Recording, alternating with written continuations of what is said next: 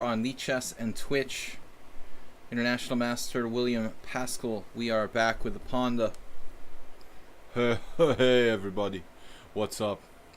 So Ponda and I just want to welcome you. We had a nice day off yesterday. It's kind of humid here, so I got the Quang Liam 2700 strength towel. It's a long story, don't ask me, but Asterbait, Merle Dixon, Mr. Coffee, welcome everybody. Welcome especially to our subscribers. Today is the subscriber stream. We're going to be doing game analysis with submitted subscriber games. I don't know what I got the simultaneous on my mind here. We have a simultaneous on Sundays. A little brain freeze might help. So I like hot better than cold, but this is a little bit too humid for me. Gonna have to get the AC installed if global warming doesn't stop. Alright, Mule Skinner, what's up? So I only have a couple of games submitted by the subscribers thus far. Usually we have more by this stage, and I will get to as many as I can, but I will not guarantee I get to all the games. If you choose to submit the game late, then you'll be last in line, subscriber or not. So I can usually get to like maybe 10 games at the most. I've got Nefidov. He's very, very organized. Always one of the first. Asterbait also on my list. And Merle Dixon, otherwise known as Dr. Jekyll and Mr. Hyde. Mr. Coffee, we have this conspiracy theory going on that you and Merle Dixon are the same person, but like one is Dr. Heckle and the other is Mr. Jide. Is that true? I'm just, I'm not big on the conspiracy theories. Well, a little bit. But, it's just a funny thought. So, you're both in the stream, though. Merle Dixon is here and Mr. Coffee's here. You'd have to pay for 2 subscriptions. I mean, that's ridiculous. Just doesn't make sense. So, anyway, both you guys are solid. We are going to get started here. The mic is good. I'm sorry for the camera. It might break your mirror. But anyway, I look the best I can. Getting the rapid rating up. I'm trying to get into the top 10, but slowly, because I don't have much time to play. I'm still not at my highest peak rapid rating. I was over 25. We'll try to get up there. Get into the legendary top 10. But anyway, we're going to be focused on game analysis today. So we'll get started here without further ado. Thank you for the donation, Mr. Merle Dixon, a.k.a. Dr. Heckle. Dr. Heckle. Actually, Dr. Heckler. What happened to Bob Sacamano? He must be on vacation or something. Speaking of hecklers, haven't seen Bob in a while. Merle Dixon, thank you for coming from Zombie Land to send us 301.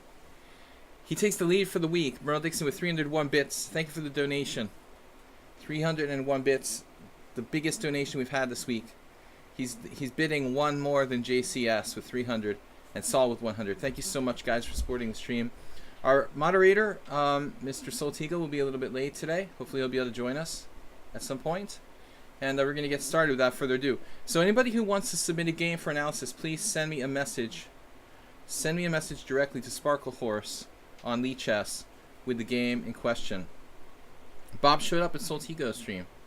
Alright, he must be mad at me for something. Maybe I hurt his feelings. It may just simply be a matter of time. So, here we go. All right, we've got Nefidov's game up first. I gotta find it. All right. Great, thank you. Where's Nefidov? My latest over-the-board game. Game to analyze, please. So. Oh no.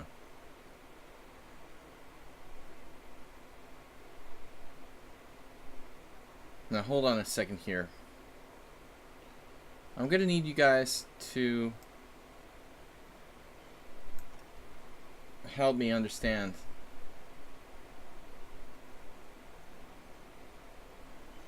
It has to be this game, right?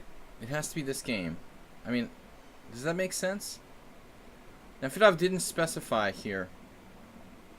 Look at this. I got a message.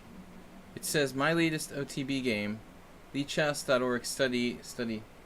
But that doesn't tell us, like, which chapter in the study that we're supposed to analyze, right?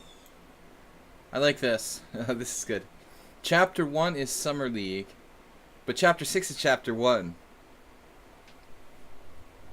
That's not confusing, right? Chapter 6 is Chapter 1. Nefedov's here. It is a game. Well, I assumed it was a game. Okay, Chapter 1. Alright. Chapter 1 is an endgame analysis. You mean chapter, like the real Chapter 1.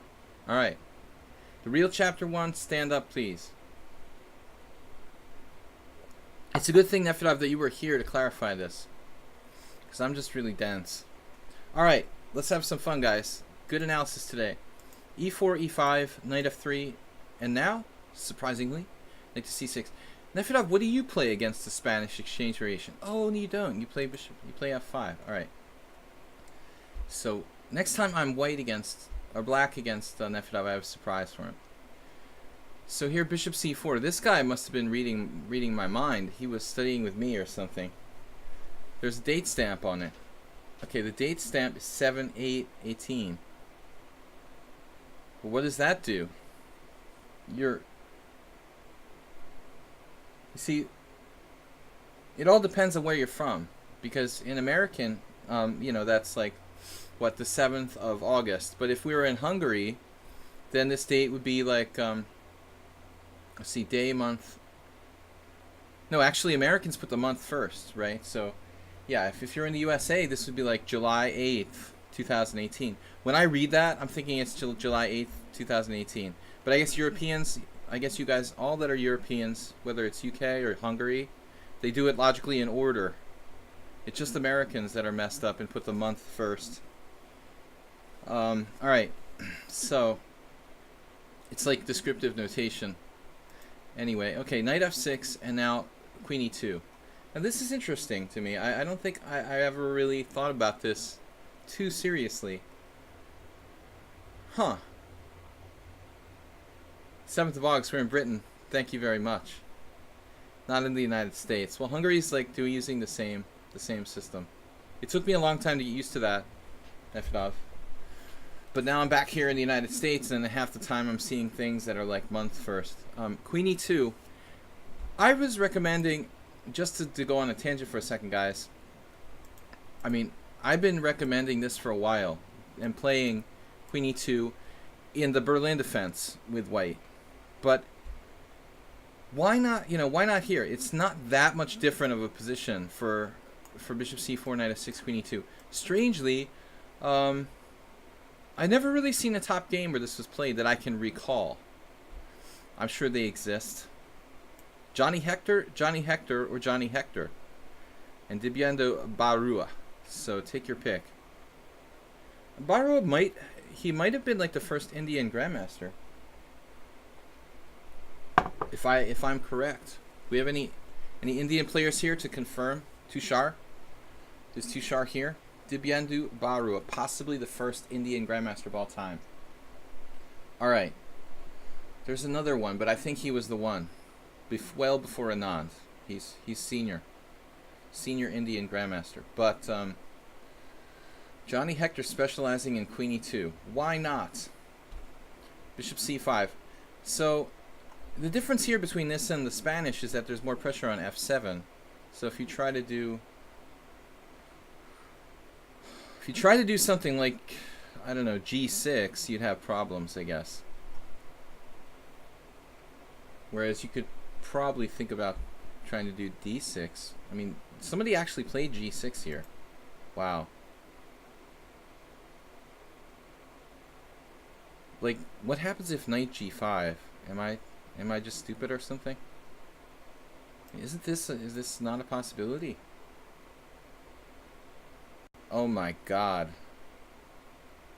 Check this out. This is such a cool position. Knight D4? Okay. You're like, what? I'm sorry for getting a little afield here, Nefedov, but it's a fascinating position. Bishop takes F7 check, King E7, and you're like, oh, black screwed up, right? But this is insanely complicated. Wow. So, black's starting to win a piece with the move H6 now. Who knows what's going on? Interesante.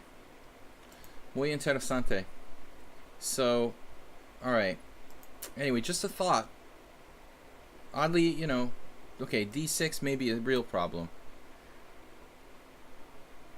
What about knight g5 now? Again, knight d4. So we're seeing some serious drawback issues with putting that queen on e2. Sending you backward. So you can't try anything fancy for black for white here. Absolutely. Queen d3 and black doesn't have enough to push the attack. I think it's just kind of unclear in that other line. You know? Just kind of unclear. I'm not going to make any evaluation. The engine says queen c4 actually. Queen d3 is more passive. If you want to play queen d3, you also defend c2, but the queen is not as aggressively placed. So again, you know, interesting possibilities. But anyway, Nefedov plays classically here with bishop c5. And now c3. This move looks mandatory because of all the lines we just looked at with the knight coming to d4. So c3. Yet white instead castles. I guess I shouldn't say mandatory, but I would say like recommended. Necessary. Necessary.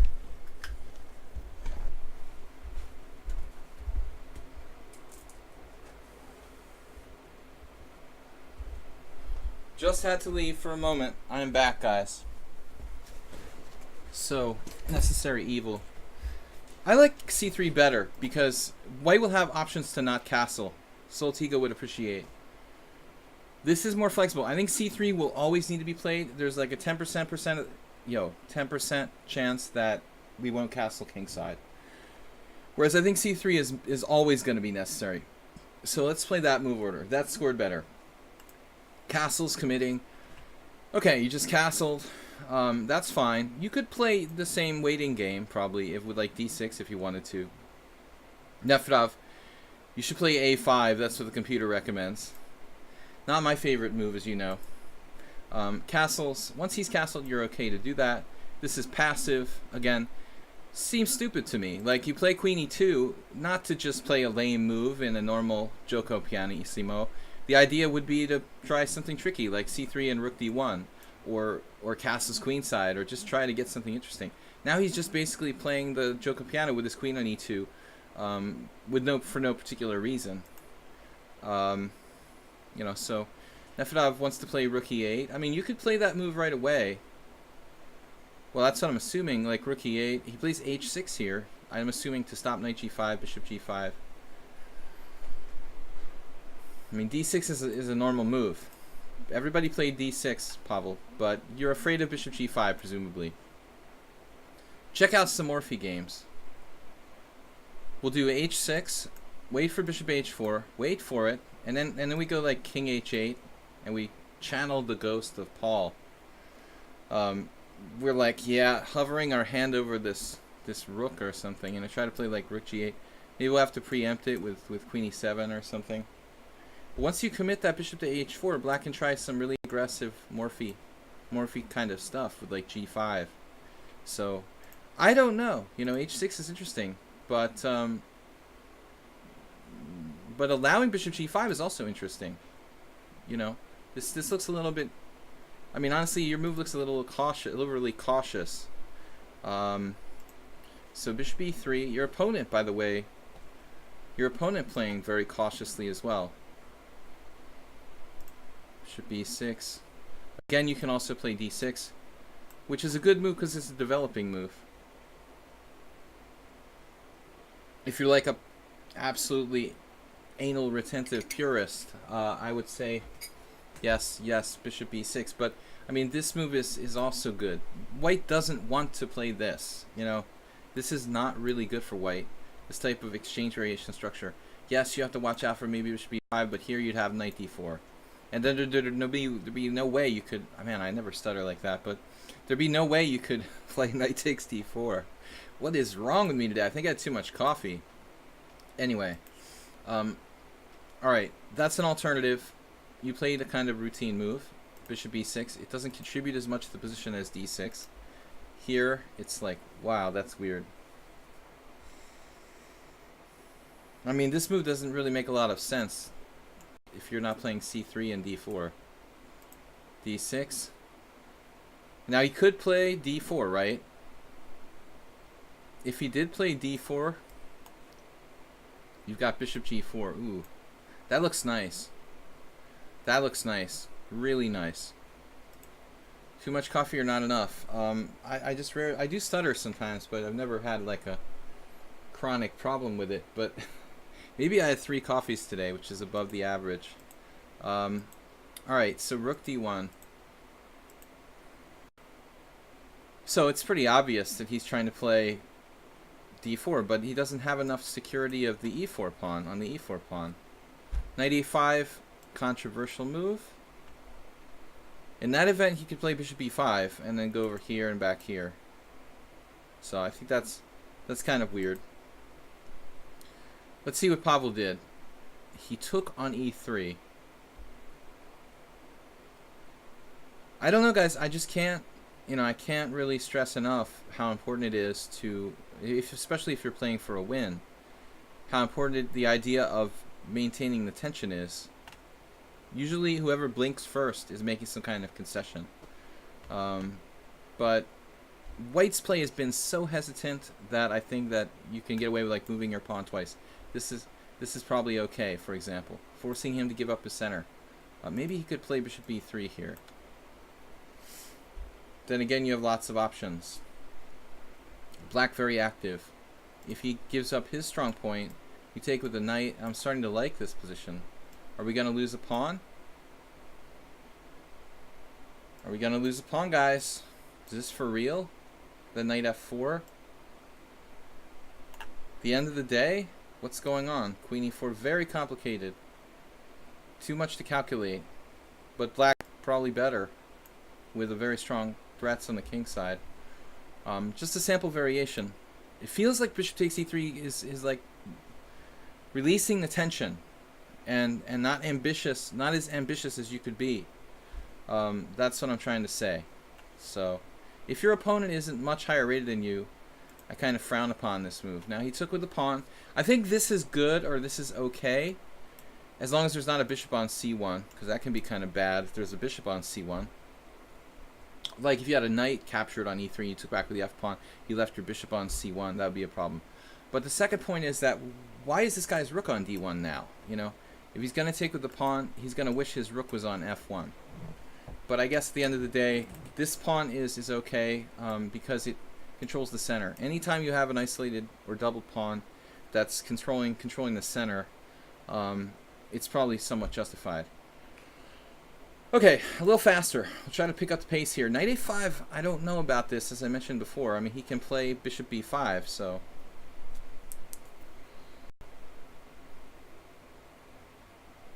You can also play a6, b5 with tempo, and then bishop b7. So I guess there's some justification to putting your knight on a5. It still seems... Someone said scared of knight g4, really, or maybe. Well, if we sit here and we start talking about things like knight g4, ultimately I think white will kick that away with like bishop takes b6 and h3, so... I don't know. I don't think it's really a major consideration. The computer wants to play knight a5. That is truly weird. Bishop takes e3, pawn takes e3, knight a5. Bishop. Now here I don't know. It's a closed position. Fine, give up your bishop if you want to. But I mean, it seems to me like this would be the normal move. I guess he decided that his pawn would be, I mean his bishop, excuse me, Freudian slip.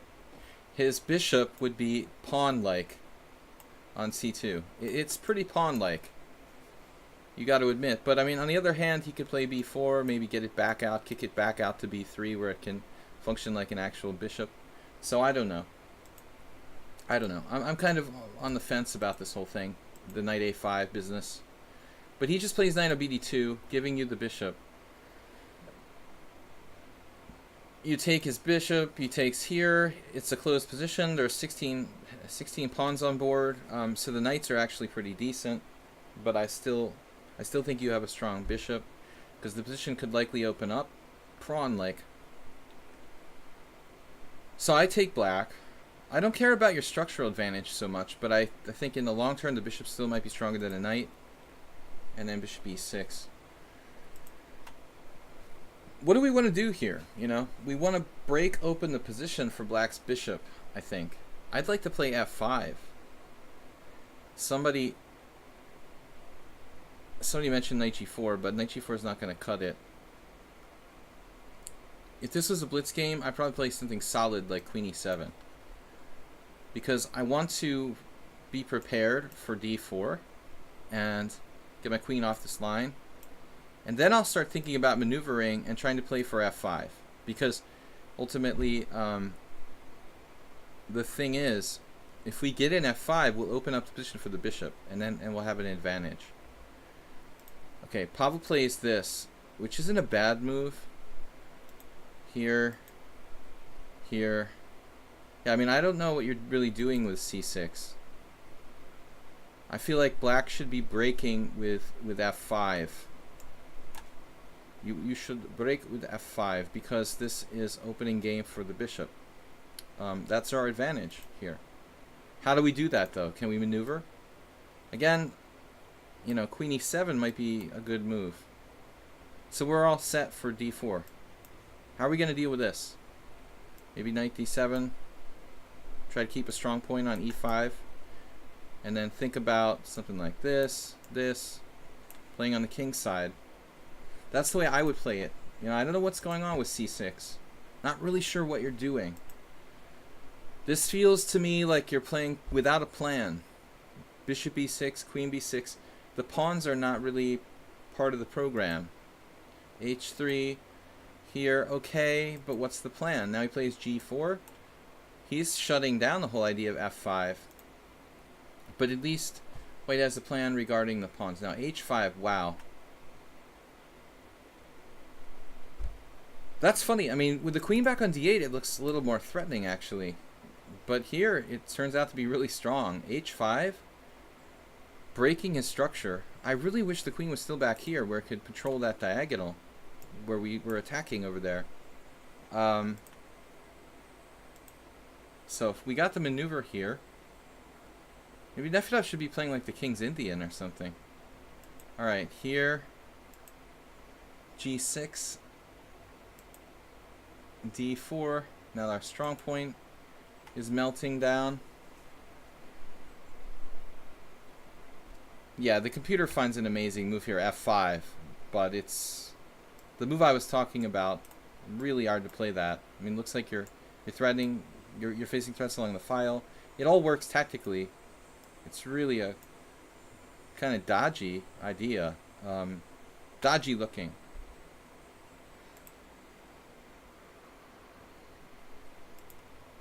So that's not easy to find. You know, I really think that we're in a position where this is requiring a lot of tactics. I don't know how much time you really have to look that up.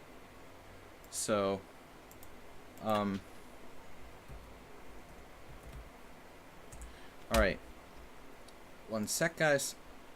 Be right back with you.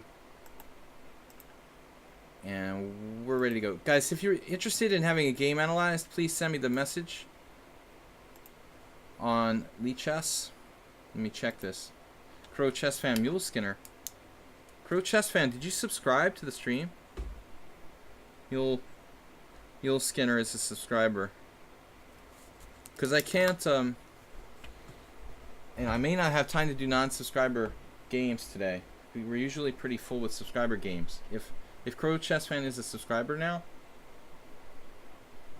he joins the list. Alright. That's hard to find f5. Let's get this game moving along here. So d4, bishop c4. My criticism is that while Nefedov is making reasonable moves, I feel like he doesn't really have that grand scheme of things because he's not finding any kind of pawn breaks. King h8, okay. Principled move. Now he's kicked back to e6. King h1. And yeah, he does f6, which is a really cool move. But this queen here is feeling like it should be on e7. Is it just me? Is it just me, or should that queen be on e7, where everybody's kind of focused together in the same area? But anyway, he's on the right track. He played f6, breaking correctly. And this was a good struggle. Kind of a cool struggle. White ultimately weakened his own king side, and I think with this move he goes berserk. So just wait, and ye shall receive. Yeah, I mean, this move has a lot of problems. It takes the pressure off of Nefedov's center at e5. It's gonna make like white lose all this flexibility and options he had in the center. If it doesn't lose material somehow. There could even be tricks. Let's see. Wow, you did this. Well, wow, I didn't see that this worked. Are you just going to take this and take this and take that? And that's good. I'm kind of reluctant to give up 2 minor pieces for the rook and pawn here. You know, if this was a blitz game, I might just simply play like bishop c8, you know. But let's see. If you can take, you get 2 pawns and a rook. And white's having problems with his coordination. Okay, this wasn't played. The game continuation was knight takes d5. He didn't recapture. Pavel, what was the plan here? I mean, would you have found the computer move, queen d8? Did you seriously see this? Because I definitely didn't see it. This is an insane move that actually wins a piece. I've been talking about this. It's so funny. I've been talking about the queen being misplaced on b6, about putting the queen on this diagonal, and ironically, like, this move wins a piece in this position. How cool is that? So I thought that maybe Pavel was going to go for the more obvious take. Okay, but I think that what's going on here is not all that clear at the end of the day. White's pieces are pretty well organized, and the black rooks aren't really active. So this concerns me a little bit. So you got kind of lucky. Like, he didn't take it. He played this crazy move, queen e4.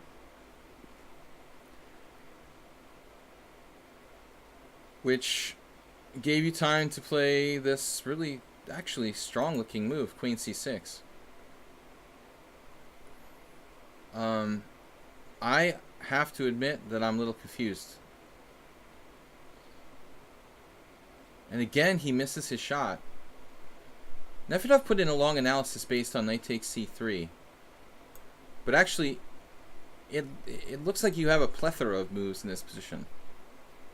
Pretty much like anything wins. How about knight e7, you know? You're just like, what, a pawn up for no compensation? Well, let's see Pavel's analysis here. Knight c3, knight takes g6 check, king g7, knight f5, bishop takes f5, queen takes f5, knight takes d1, rook takes d1, king h6. And, you know, it looks good. It looks good. Probably very good for black. Panda was suggesting h5. Yeah, that was right. Got to give Nefedov credit. Queen d8 you would have played. Okay. Yeah.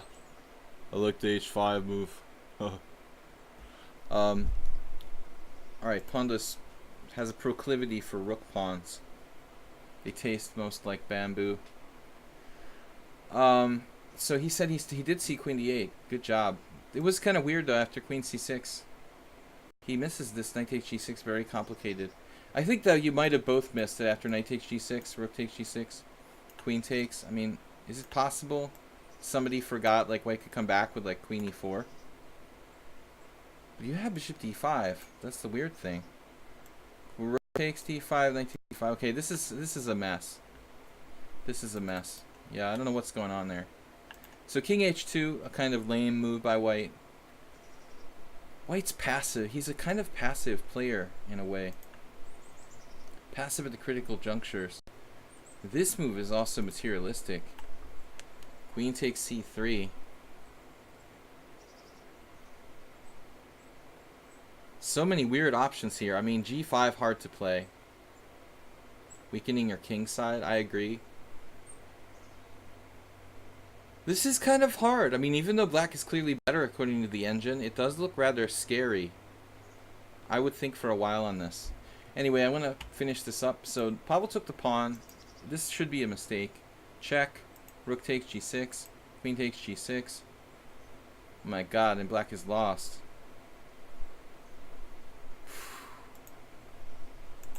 So what can you do? Knight takes g6, you just don't take. You have to play king g7.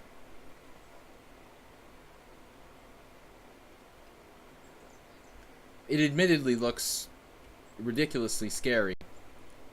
For example, rook g1. Yeah, this looks extremely dangerous for black with the king on the g file in that way.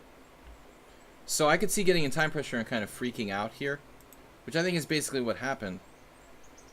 But I mean, this guy does not deserve to win this game. He just didn't really play well. Queen h6 check, king h7. Oh, excuse me, rook h7. It's just a rook down now. So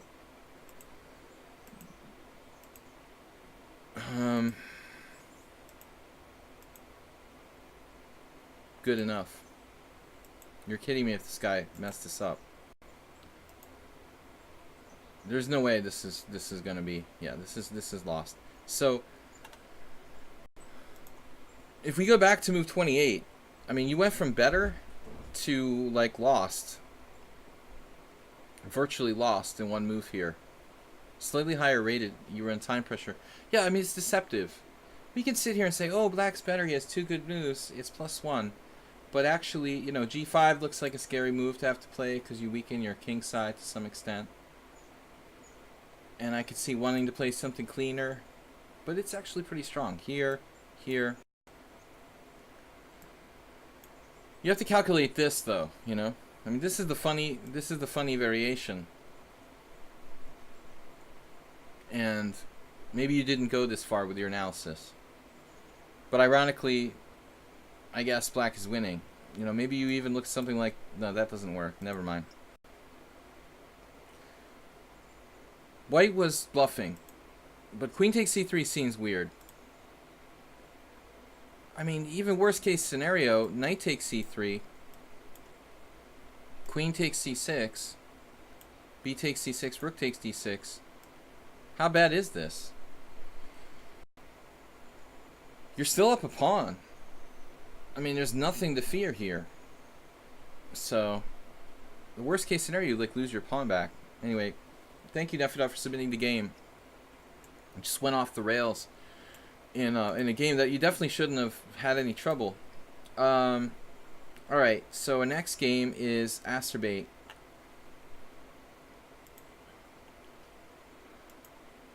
I don't know if this is it. Yeah, check Benoni. It's a short one. Asterbait can be here. He is here. Alright, so Asterbait against I don't know how to say this. Urquhart. Urquhart. Alright. So Asterbait is black. Let's flip the board. Check Benoni. Yeah, Nefidov, I don't know. You know, I think your time management probably not good. Probably not good. You were doing fine. The other move for me that was kind of weird, but it worked, was queen b6. I think you want to keep the pieces, you know, coordinating together. I felt like your queen had moved away from the relevant part of the board, where it should have been. It had some potential on b6, but it was kind of not coordinated with the other pieces. Alright, so Nefidov, thank you. We're up with Asterbait. Guys, please subscribe. I'm doing the stream to like say as a thank you. Say thank you to the subscribers for supporting the stream. Merle Dixon gave us 301 bits this week. JCS 300. Saul 100. Thank you guys for supporting the stream. Mule Skinner's right. It does sound like Greenlandian. It sounds like, what is that? Like, Native American Greenlandian. Alright, so d4, knight f6, c4, c5, and then he gets to play his favorite opening, e5. I like how the chess engine gives this a dubious. Like, it's pretty standard opening. Instead of attacking the center with the Benko Gambit or the modern Benoni, which make more sense, truthfully, you know, you lure the pawn forward, then you want to destroy it. That's the idea of hypermodernism. Standard hypermodernism, we let the opponent center expand, and then we strike it. Bang, we get counterplay. The check Benoni is different. I'm not saying it's a good opening. I'm not saying it's that horrible. I've always had kind of a neutral feeling about it. But specialists who enjoy closed positions will play this from time to time. You're ceding a space advantage, but guaranteeing that it's like a locked structure. So the guy takes on e6. Okay. I mean, this is the kind of move that you see from beginners all the time. And you can see, like, there's a few games where actually strong players played this. I think, you know, it might be like a surprise move for a rapid game or something like that. And as I mentioned earlier, White's plan would probably be like to try to play g3, bishop g2, and use the long diagonal. We talked about d takes e6, but it's best to play f takes e6, which Asterbait knows about. Yeah. It's not, the ending after d takes is equal as well, but this is better. But again, I like g3. That's the most commonly played. He plays bishop g5. Now, this is the first time we've seen this. This move seems to be the second most common move. When I see this, my first thing is, like, can I play some crazy move like queen b6? I would think that White could possibly make some sort of gambit out of it. Vasilescu against Borisiadis from 1992. Trompowski, like, queen b6 too early. I already scolded Nefedov for this move. And Asterbait needs to stay on principle. You know, especially Asterbait, who has a tendency to get off track and do impulsive things. Like Nefedov, I'm more surprised to see, you know, queen b6. He's very principled, but with Asterbait, he'll get off track sometimes. So stay on track, stay principled. Bishop e7 is a good move. Now knight c3. This guy played e3. Okay, it's not as strong as knight c3, but now we played d6. I think that's a little too reserved. d6 is just a little too reserved. The fact of the matter is, if you don't do something active, he's going to bring pressure down on d6, kind of tie you down.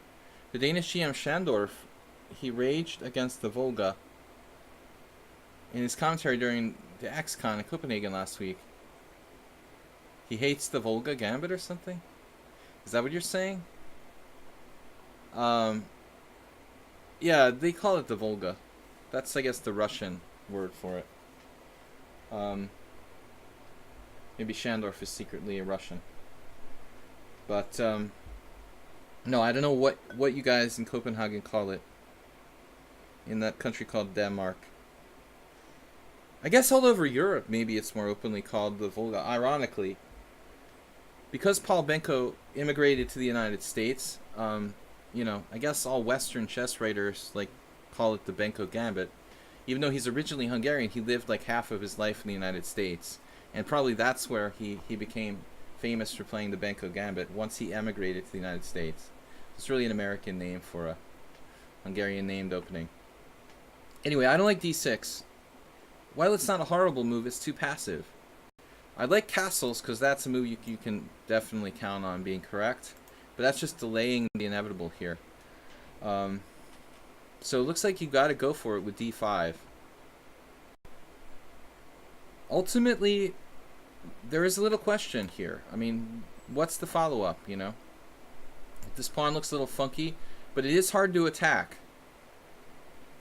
And maybe we could come up with an alternative plan. I was going to suggest like b6. b6 with the idea of bishop b7. If you don't like d5, try to set up a fianchetto. Again, there might be some backwardness here on the D file. He said it was not a real opening. I mean, that's a strange... that's a really strange and dogmatic view for a player of Schandorf's strength. I don't know. I don't know him personally, but I think he's getting senile. Bishop e7. I mean, the Benko is totally principled. I don't understand. It's not really fashionable at the moment, but I don't think it's ever going to be refuted. It kind of makes sense. So e3, d6, knight f3. I don't want to make you think like d6 is some horrible move. I just don't think it was the best.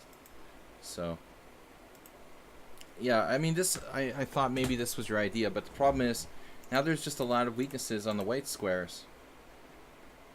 And this pawn is going to be a target on d6. This pressure still going on d6. You have a backward pawn. There's the weakness on the white squares. So, again, like, I don't know what to do. A fianchetto with something like b6, bishop b7, probably your best way to go. But I think at the end of the day, like, it would have been better not to even bother to play d6. Or if you do anything, play d5. So he plays this, and now white plays knight c3. White might be a pretty strong player. I mean, he's got nice development, good control of e4. Let's see, here. And I kind of like this move in a way, because Asterbate is understanding that this is a good exchange for him, but he's forgotten his principles again. You know, it's too early in the opening. You're going out on the side of the board, and you fell victim to tactics. This is hard to see, though. White has knight takes e5. Kind of a nasty move, threatening queen takes h5, and then a really strong attack against h7. So that's brutal. That's really brutal. It's easy to miss that, you know, because we assume he's going to exchange bishops. You know, okay, queen takes. The other problem is that even this might be good for white. Like, now white has knight d5, then you drive us back, and then bang, you've got the tactic again. It's not good. Not good. We lost control of d5, and that's the problem with black's opening here. Starting with d6, following up with e5, we lose control of the d5 square. Here, here, here. Your last chance to play some kind of sensible setup. b6, bishop b7, knight bd7, something like a hedgehog. But this is a blunder. White misses it. Knight h5, exchange, exchange. He found this. Very strong. And so, Asterbate got tricky here. And this is a good move. At least it looks like a good move. Queen f7.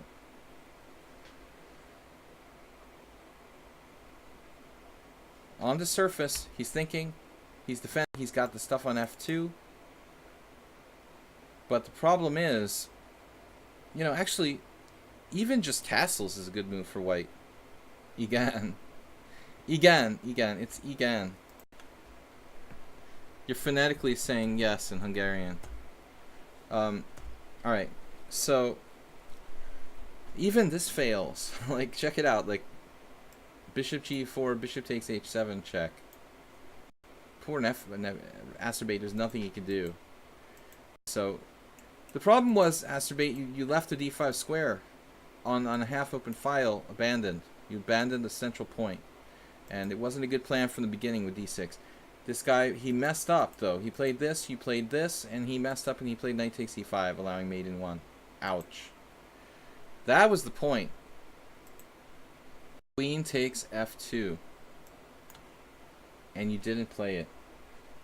We're all very disappointed. I thought you saw it. You know, maybe it's a case of you even saw it, but then, like, when he played knight takes e5, you just kind of trusted him. Like I had with Crow Chess Fan earlier this week. I dropped my queen. He didn't take it because he couldn't imagine I just gave him a whole queen for free.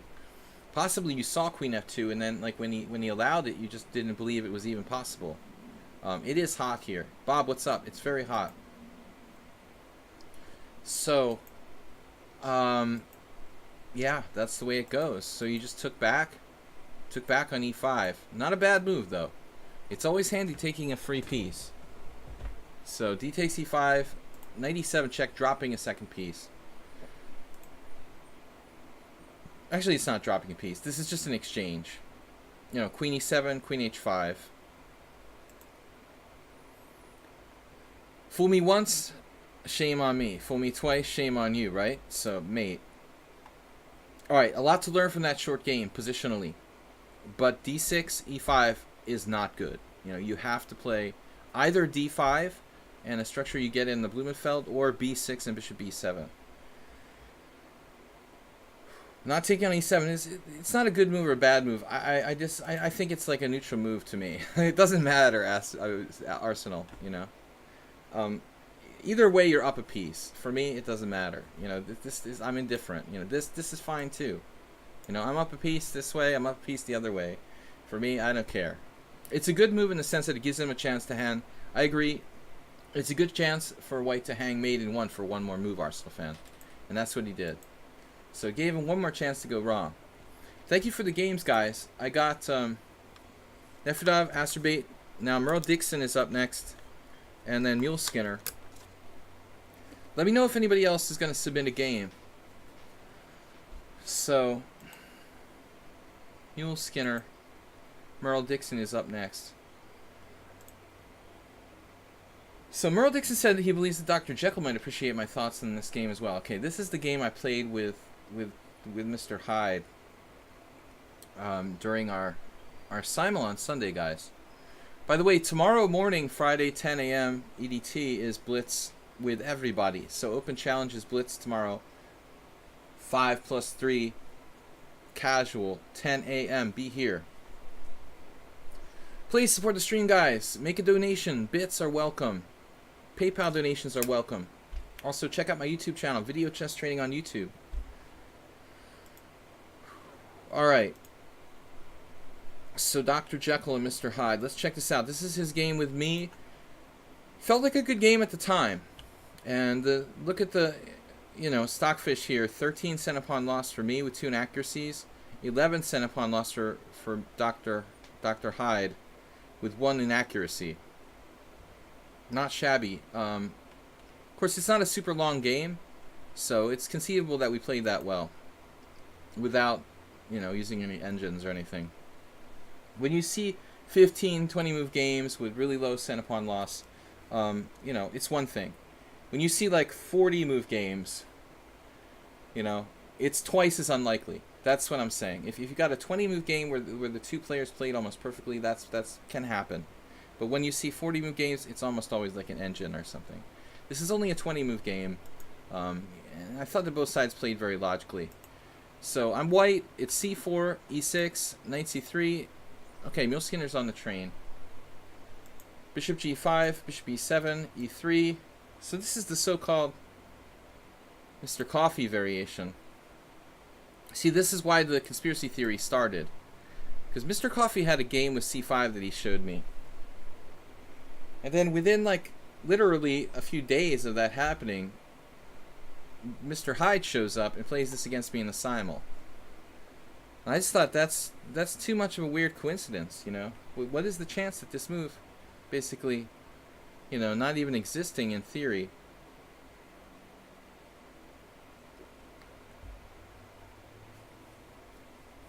Arsenal said he had a 10 cent upon loss in a 66 move game earlier this year. That's insane, dude. How is that even possible? Are you sure your Stockfish was working right that day? Wow. Alright. C5. So, when I went over this with Mr. Coffee, I believe that we talked about this, this game that you see in the opening Explorer here. Natalia Zhukova against Gunina. Both of these women were like candidates for like the Women's World Championship. Maybe Gunina even won it, right? One year. She won in one of those tournaments in Iran. But this move, like, you know, would basically like would make like all of the Queen's Gambit theory irrelevant from the Capablanca Alekhine match and stuff like that. If you could just play c5 here, if that's really good, then you're really almost doing the impossible. One thing I have noticed, though, and I discussed this with Mr. Coffee, the possibility of playing h6 first, which is anyway the normal move in many variations, and then playing c5. Now, what about this? Like, can't we have an improved version? Because h6 probably helps black rather than white in most cases. Is this not a better way of playing this? h6 and then c5?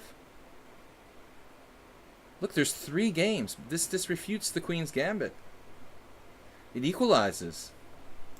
It's ridiculous. Somebody played bishop d3 here. Like, who is this guy? Garriga, whoever he is. I mean, that's a horrible move, man. What are you doing? Can't do that. Only 2 games this position has been reached. I mean, I'm going to start playing this. You could just, like, equalize against anybody. Kramnik basically does the same thing with his knight on d7, but Merle Dixon knows all. So he refutes the Queen's Gambit. h6 is even better, it looks like. Get a free move. If you play h6, the advantage is 0.2. Check this out.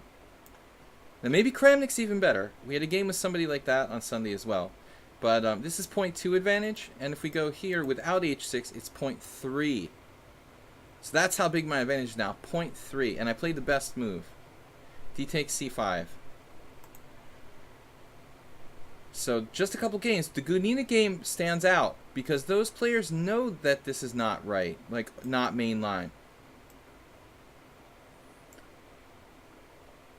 There is a game from 1981. Luis Santos, I'm not sure who that is, but Sunya Neto became a grandmaster. He's a Peruvian grandmaster, or he's Brazilian. He's Brazilian, right? Okay. Sorry. So D takes c4. You could also take on c5, but so he's following this game. I'm playing like Sunya Neto, and he's playing like Luis Santos. Bishop takes c4, queen a5. And this move feels like, I was like, come on, dude, that's wrong. You can't move your queen out to a5. You know? That's not an inaccuracy, Stockfish. How does he have time to do that? Excuse me. So, amazing game here. Breaking principles. Absolutely breaking principles here. So, we've transposed to another game now that white won. And this is Kekhalidze, some Georgian IM, who's famous for losing a beautiful game to Michael Adams that I did a video on. But, I don't know what else to do. We castle. Merle Dixon is perfect. Takes the queen. Who needs developing the minor pieces? White is better here. I play queen e2. And now, Kekhalidze's opponent, this guy, I guess he's from Europe, Manfred Tauber, probably German, played bishop d7. It actually doesn't look like a bad move. I don't think that's a bad move. But now Kekhalidze played e4. And he's threatening e5. Black played rook c8. Bishop d3. Again threatening e5. It feels like a Sicilian now, in fact. Black played e5, and that was looking like a really well played game by white. Knight d5, queen d6, rook a d1 with a slight edge. So here Dr. Jekyll played knight c6, which I think is totally logical, and I'm not sure what my best move is. Maybe my next move was wrong. You know, I played rook c1, but I think it's too surface. Anyway, his queen isn't really comfortable here. So maybe the right idea is to leave it there, not encourage it to move, but to make a move to the d file instead. Even a prophylactic move like bishop b3 or bishop d3, bishop b3, bishop d3. I'm thinking maybe rook ad1.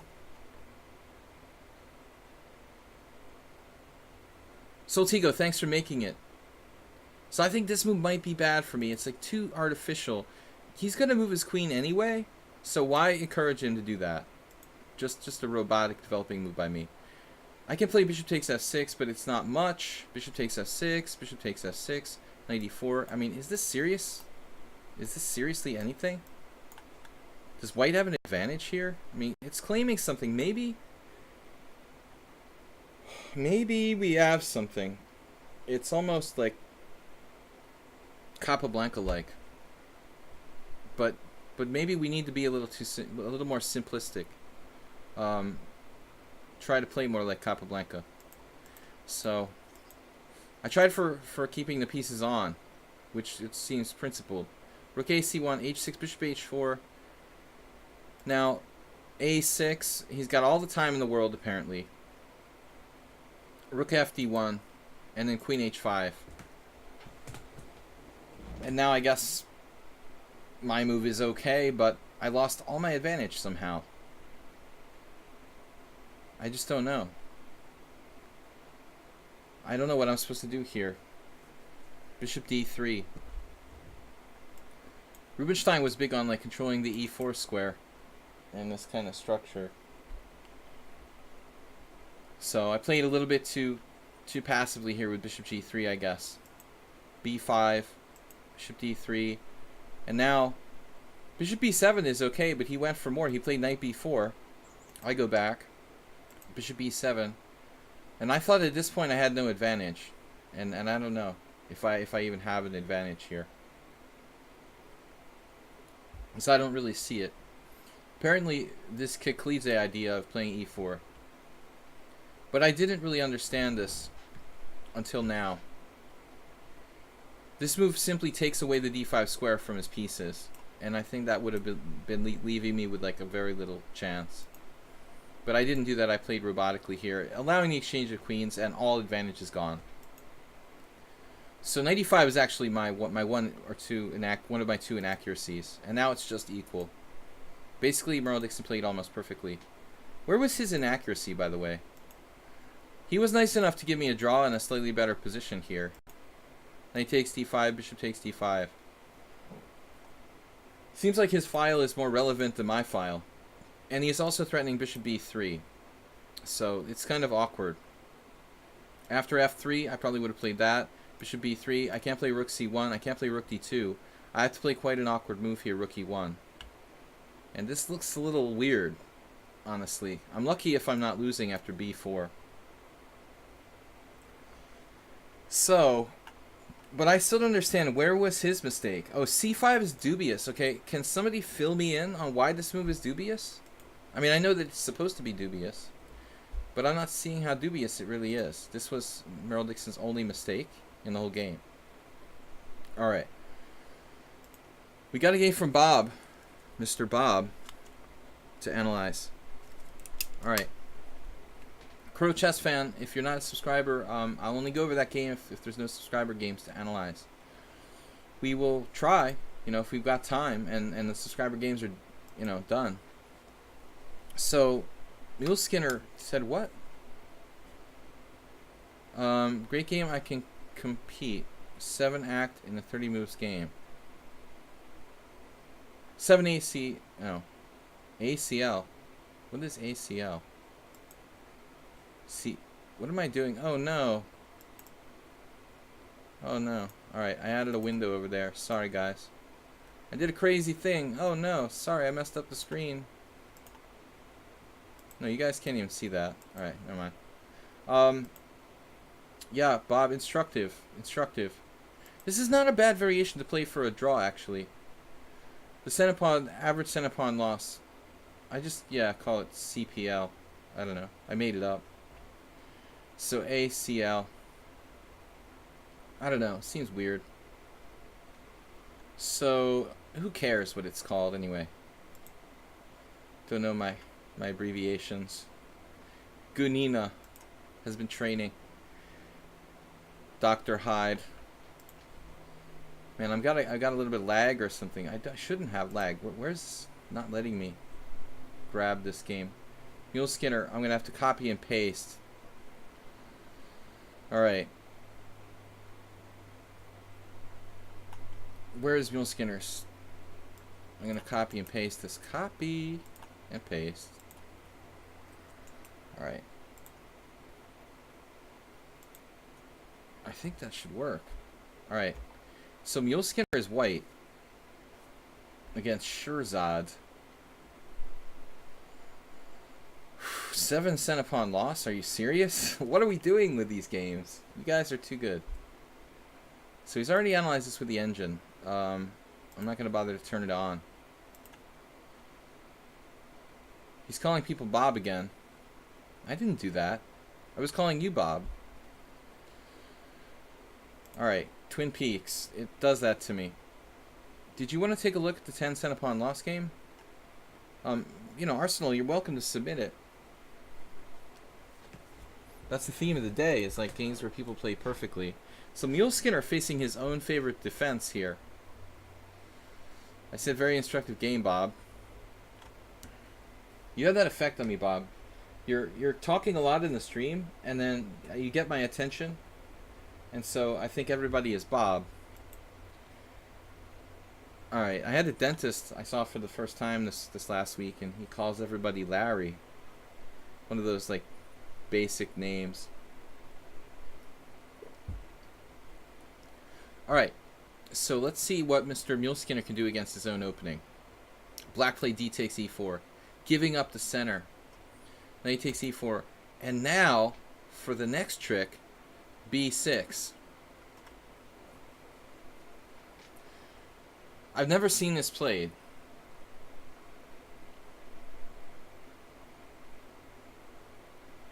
In analogous positions, I have seen white play this sort of thing where we could play bishop b5 check, draw, like, let's say the bishop to d7, and then go back to d3.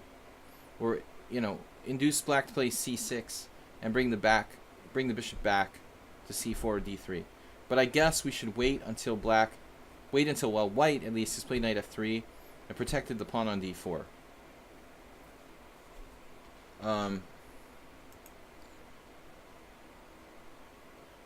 So you're playing like an old Gregorians game here. What is up with bishop d3? Why play bishop d3 first?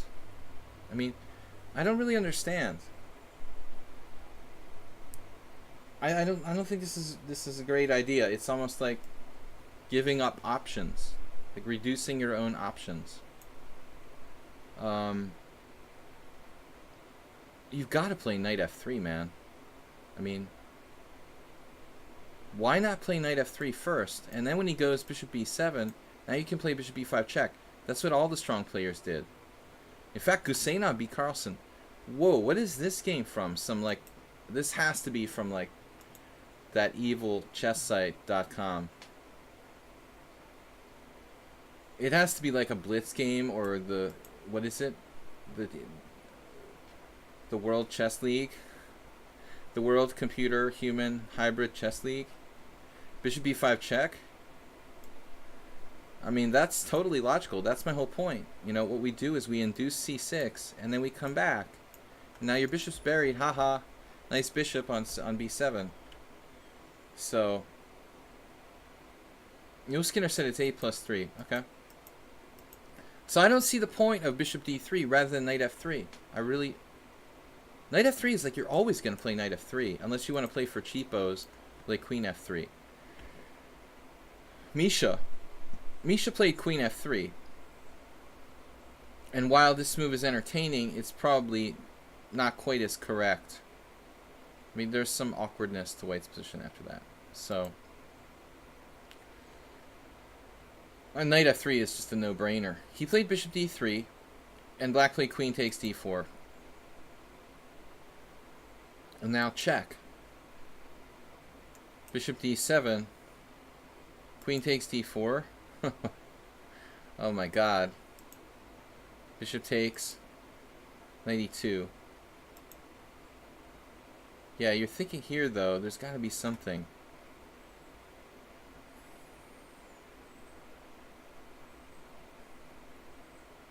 I don't know. I mean, you're up a queen, it doesn't really matter. Neil Svint lost his OTB. Feels bad.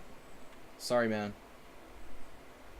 Should have warmed up with the stream. I'm sorry the stream wasn't in the morning to get you warmed up. But this is over. Now I see why the center pawn loss is so low.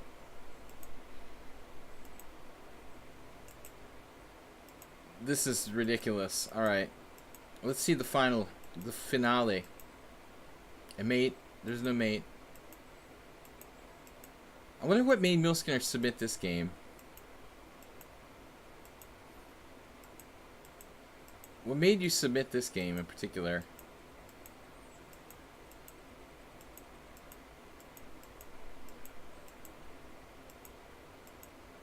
Yeah. It's all over. Checkmate is now unavoidable. I missed the mate in 18 earlier. Has too sharp been around. Didn't see him in the last stream or two. You guys can feel free to submit the game. If Arsenal and Niels want to submit their games, there's time.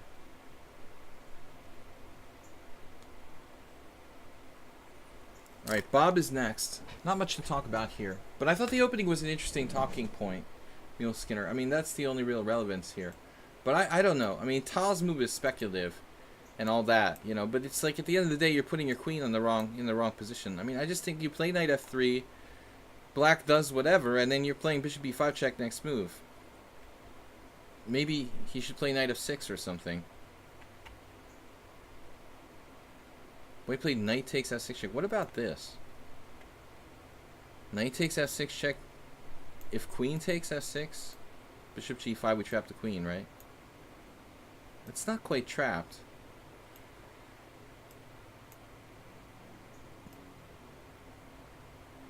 You lose a lot of time, though. This is bad. So, he's basically forced to take with the g-pawn there. Play a really ugly position. Now bishop b5 check. c6, you know, and then I guess d3 or c4. You can take your pick. Computer is actually playing bishop e2. Nobody chose that. Strangely passive. I kind of like this move because you got d5 sometimes if black plays c5. We can think about castling queenside, but there is bishop a6. It was an entertaining game. Okay, I agree. So, all right, we're gonna take Bob's game and then Arsenal fan. Got 38 viewers. Guys, bring your friends. Tell them how instructive the stream is. We go over serious games here, focusing on improvement. It's not you know, a joke. It's not a bullet stream. This is like real chess we're talking about. You know, I know that some people hate to think, but that's what we're doing here. Constructive thought about chess. So d4, knight f6. We've got Bob Sakamano. And Bob, by the way, I want to like just throw out an interesting factoid that you might enjoy. I have my longest ever rapid chess winning streak. ATM. 39 games. I won 39 games in a row. That's including rapid, casual, and rated.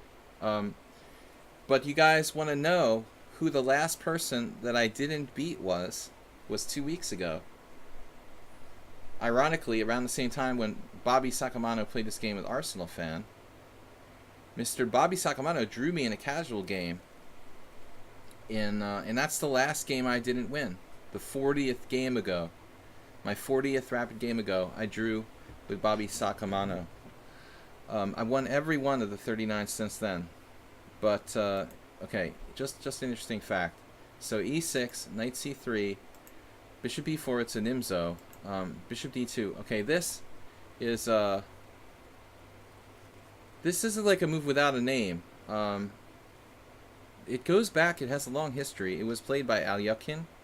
It was played. I think it was even played by Capablanca. It's like the first move you think of. How can I like break the pin? You know. It's not a bad move. I thought about which line is it now?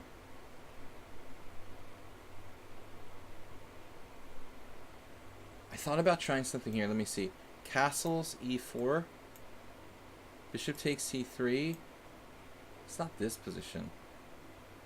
Not this position. Wait. Never mind. Just ignore that variation. I'm trying to think which position I was thinking of. Oh, against b6 maybe. b6 e4? Yeah. Bishop takes c3. This actually exists. Check this out. So b takes c3. Grande Zuniga against Rivas Pastor. This guy, by the way, guys, if you really want to learn chess, I strongly recommend checking out Grande Zuniga's games. This guy is legendary. He knows not that much theory. He came out of Peru, and he became like a 2600, a strong 2600. There's something special about Grande Zuniga, you know, to not really know that much book knowledge and just be such a natural talent that he can do crazy stuff like this. Actually, b takes c might be an interesting novelty. But I always thought it would be fun to play this variation. Knight takes e4, queen g4. Nimzovich style. And so apparently this was used successfully by Grande. Knight takes c3, queen takes g7, and white is better. But it's kind of help chess. King e7 and b takes c3. So easier to play for white. That's about the only really interesting move, interesting line.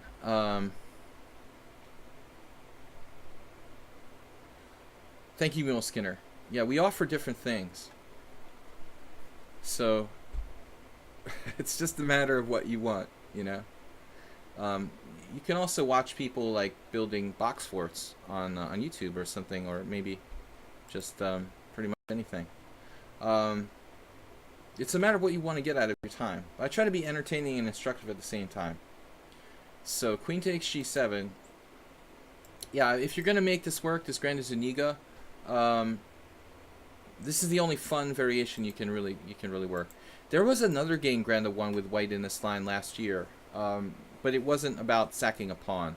He outplayed somebody really strong, pretty brutally. But I can't remember who it was against. If you just look up Grande Zuniga games from like 2017, you'll find a game where he played this line and just kind of outplayed a really strong player pretty badly. Anyways, so this is just analysis. Black played c5. Okay, I think c5 is good, d5 is good, and castles is good. b6 is allowing that e4 gambit, which is a little bit funky. Okay, so c5. Now knight f3. Yeah, this move is fine, but you're transposing to the symmetrical English after that move. You're transposing to a kind of innocuous line of symmetrical English. I guess objectively, you're supposed to play like a3, and it's like a weird samish. I don't see any Grande Zuniga game here. Can we play d takes c5? There's an interesting player, this guy, Rene, or how do you say it, Rain Stern. He's very solid. Plays this too. Epishin played it for a draw. I mean, it's good for a draw players, basically. Epishin playing against Hara Imre team tournament. Rain Stern just trying to draw. So you can take on c5. You can play even e3. Knight f3, now we're in a symmetrical English. Black plays c takes d4, knight takes d4. But you've played bishop d2. The normal move would probably have been g3, allowing doubled pawns. Castles, and now e3. Yeah.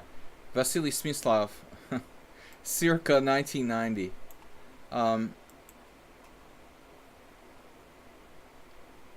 Is it too late to play g3? Because I really want to do that. We got another former candidate for the World Championship there, Taimanov. Personally, I guess I prefer g3. But anyway, e3, it's equal. What do we got? d5. This is Arsenal's game. Oh, that had no center pawn loss. He's playing very solid. We had a similar game once, too.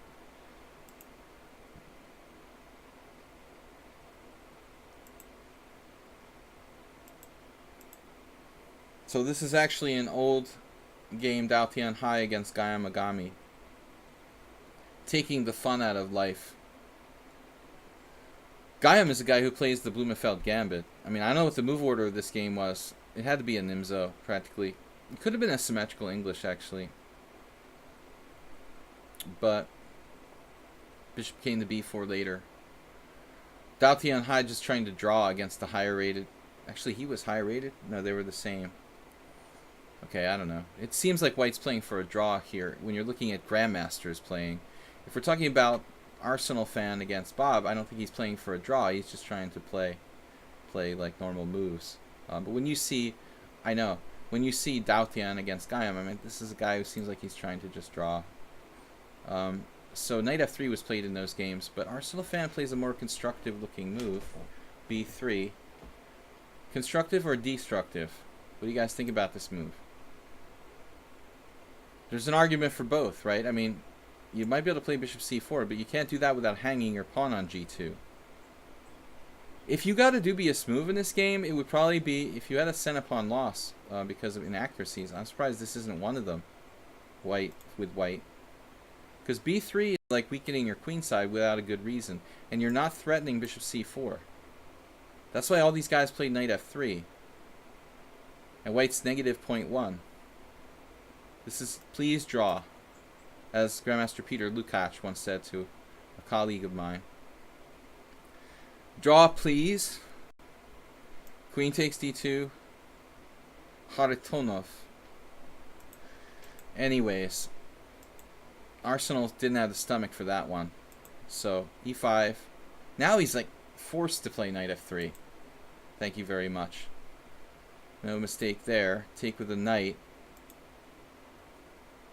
You could possibly take with the king, but this seems safer.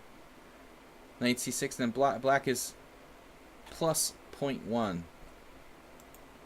a3, obviously concerned about knight b4, but does Arsenal fan... Oh, Bob is white. I'm sorry, guys. I've been an idiot the whole time.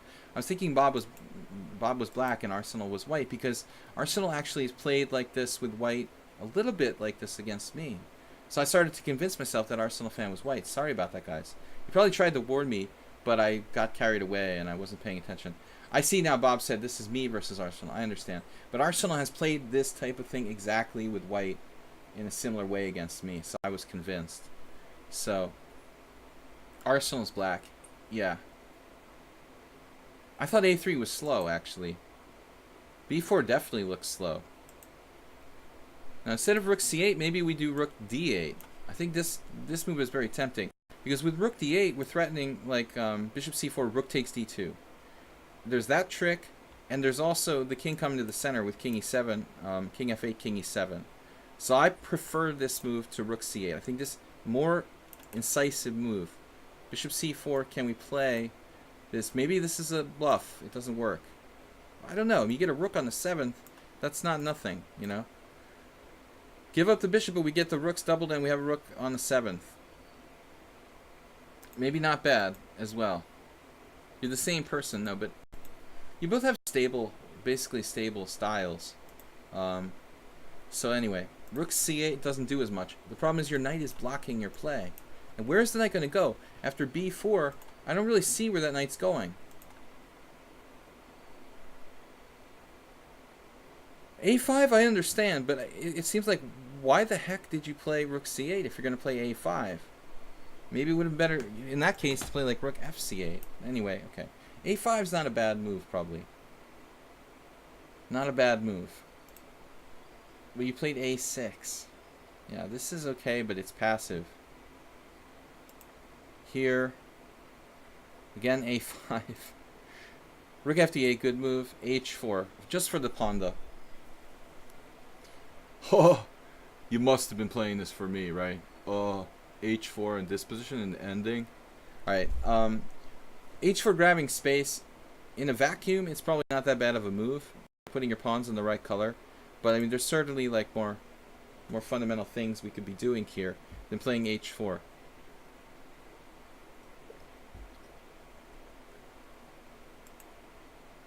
h4.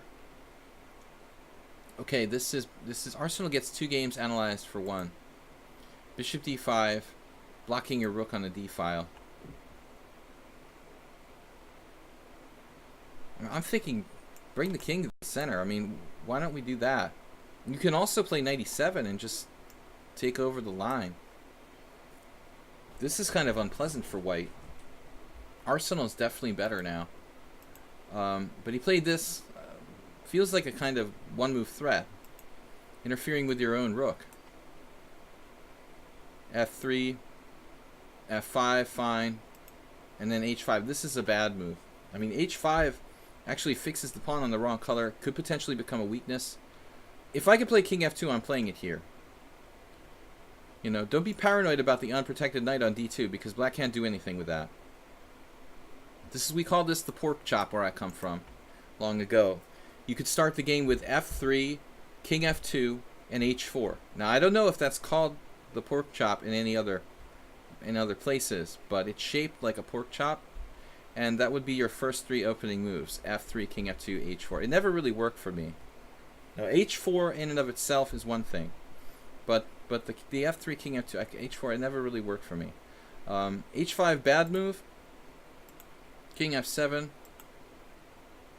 and h6. I mean, even g5 looks like a good move. If you went here, would this be ridiculous? I don't really have a problem with that. g6 is safer. Okay. The only problem could be if those pawns were to get attacked, you know, on h7 and g6. Bob was a little lucky here. He's slightly worse. What just happened? Knight e7. Okay. And now, bishop takes c4, takes. Nice king. So Arsenal's definitely better. Everything else equal, he's got the better king. And he's also threatening pretty nasty stuff with rook d4. So white castled. It's going to take a mistake for black to lose his advantage. This apparently was an inaccuracy. I don't know what's wrong with it. a4. So, I mean, really, white has a lot of weaknesses now at this point. I don't know. Arsenal should be clearly better. Finds this move. And then f5 check, and Bob starts to melt down. He's melting. G takes f. Knight b6. He's just losing stuff. We're just losing stuff. It's lost. Yeah, nothing. It's over. Okay. Thank you for submitting the game. We got an hour left in the stream, guys. You're limited in strategies. I'm either developing pieces or pushing a rook pawn. No.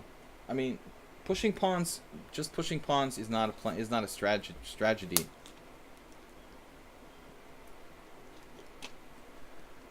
Developing pieces is good, Bob.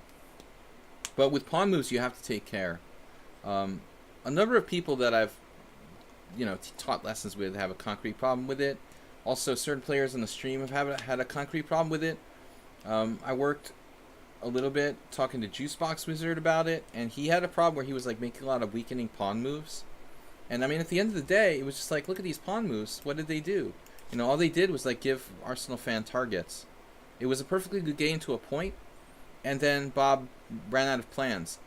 But I think one important mistake that Bob made was, not really thinking about his king. Why not we put our king on f2? This is just as good as castling. It's even better than castling. This is an endgame. There's 2 minor pieces and the queens are off the board. This is not a middle game, it's an endgame. Just play this. You got most of your pawns on the right color, opposite color of your bishop. You're okay. There's no discovery on this guy. You're going to come through with rook d1, and you're going to equalize, most likely. All right, I've got Niels next on the list. Anybody else submitted games? What is that? The Mule Skinner. So Niels is next. Soltigo. Soltigo, we like it short. Short and snappy. Mule Skinner, what is that? Well, that was the same one, right? No, this is a different game. Oh, this is what? What was this game?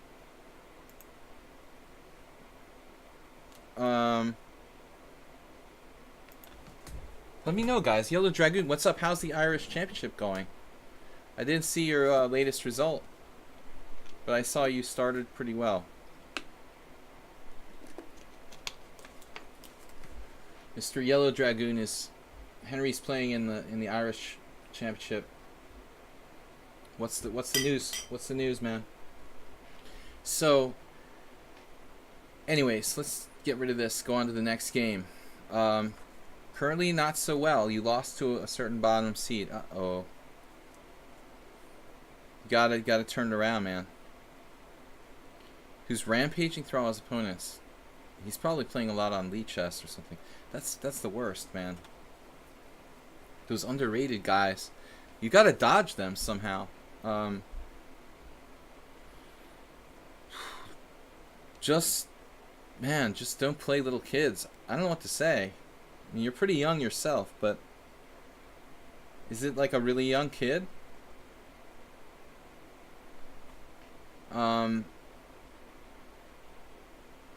My 39 game win streak, yeah. Ever since I drew with Bob. Alright. So Niels is next. So 16, he's not a little kid. I mean, I'm talking about like, 11, 10. Those are my specialties. Playing them, man. It's just like, just handing over, fork over the rating points every time you play like 10, 11, 12-year-old kids. You're just forking over your rating points. Just don't play with them, and don't play in tournaments where you have to play them. It's just, it's insane. It's like rating suicide. With 16, normally it's not so bad, but it could be that he just, hasn't caught up to his rating yet. Alright, Niels was next. Alright, so he's black in this game. Let's flip it up. Sparkle Horse is streaming. Wait. Why does it say that in your... That's cool that it says that in your study. Yeah, just don't let yourself get paired with anybody younger than that, okay? C4, you know what it's like to be old now. C4, knight f6. Actually,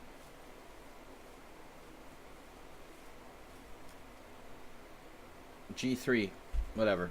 Alright, so C5, symmetrical English. Niels is black. The problem with the symmetrical English that I've come to realize is that it's hard to play for a win with both sides. You're thinking of taking up a Sicilian. Well, you're quite talented theoretically, and you have good memory, and you're pretty good tactically, so I would think it would definitely behoove you. The problem with the Najdorf, obviously, not to get away from our discussion here, but to answer Henry's question, I thought about playing the Najdorf in about 1986, my friend, too. And even then, there were 300-page books on it. I mean, that's the problem. But it is probably the best. The other one is... I think the Najdorf and the Sveshnikov are probably black's two best. But obviously, very different. So, you want to play the best, or you want to play something tricky to try to trick people? You could play, like, E6 Sicilians, which are more fluid and flexible. So, C takes D5, knight takes D5. I like the Rubinstein system. This is a good system. Here, Niels playing knight C7. And then white plays queen B3. So, I'm curious who this is against, Niels. Is this like the game you just played that you were talking about? Or is this a different game?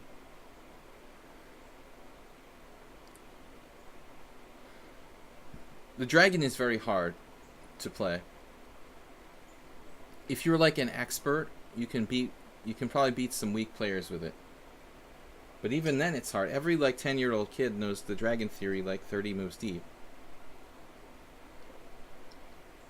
It's literally like the first thing they teach them in kindergarten chess school.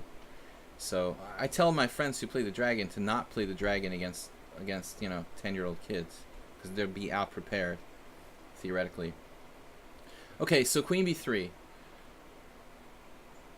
Alright, this has got to be... There's a very good series, an old book series by Bagirov on the English, and I'm, obviously certain that this is theoretical move, but let's take a look here. Has the best score of any move for white, based on a sample size of 125 games. That's pretty impressive. Makes you think, why don't I play that move? There's all sorts of moves, like even queen a4 check is a move. Okay, so queen b3, good choice. Now, do you have to play knight c6? Because I think that there are other moves here. How does that work to play queen d7? It's like a pawn sack? Sorry, I just need to see this for a second. Oh, you have c4 decoy. Ooh, that's nasty. There's only one game this has actually ever been played. And this guy, Roland Luce, he won a huge tournament in Prague when I played in the European Poker Tour 2 years ago. I was so jealous. He won like not a huge tournament, but I was pissed. He won like first place in a turbo for like 30K. And I was like, oh man, I hate you. We played in like equivalent tournaments, and we were actually in the same tournament. We were in the same tournament. We're on the same table, and it was like, I don't know, a $500 turbo, and Los and I were sitting on the same table with approximately the same chip stack, and the dude wins the tournament for like 30K. I was really jealous, but anyway, that was 2 years ago. So this has only been played once. It's a nice trick. Bishop takes b7 and then c4. No, that doesn't work. So I'm not getting this. I see. So wow, that's weird. You take and you play this, and then you defend your rook. Man, that is weird. Knight b5. Check this out. Rook c8. What is with the b4 pawn? Well, this is what I'm saying. It's a crazy idea. You're just like trying to outstrip white in development. Even at the end of the day, this doesn't look that convincing. Knight f3, knight takes b5, queen takes b5. You're down a pawn here. This doesn't look convincing. Okay. So I just wanted to see if there was an alternative. I just wanted to see. But it doesn't seem like queen d7 is real. Knight d7 I have seen. I mean, I remember this from like Bagirov. What's up, Chess Pets or Wales? Thank you guys for hanging out with me. This move is definitely mentioned in the Bagirov book. I don't remember, if there was like any real big conclusion. Bagirov's book is like 20 years old. He gives variations mostly, not as much explanations. It's a comprehensive opening survey of the English symmetrical, and actually all the English, but not that much wording. It's mostly just variations. I remember this being a move, knight d7. So here you see Mikhail Gurevich losing to Aturizaga in 2016. Let's see, knight f3, e5, castles, bishop e7. So in order to avoid the double pawns, black has put his knight on a strange path on d7. Now the question is it worth it or not to do that at the end of the day? I don't know. But at the end of the day, there's one other factor you have to consider, and that's the fact that white's queen is awkwardly placed. I mean, that's artificially placed on b3. And black achieves his Marazzi bind of sorts, albeit with a knight on a strange square on d7.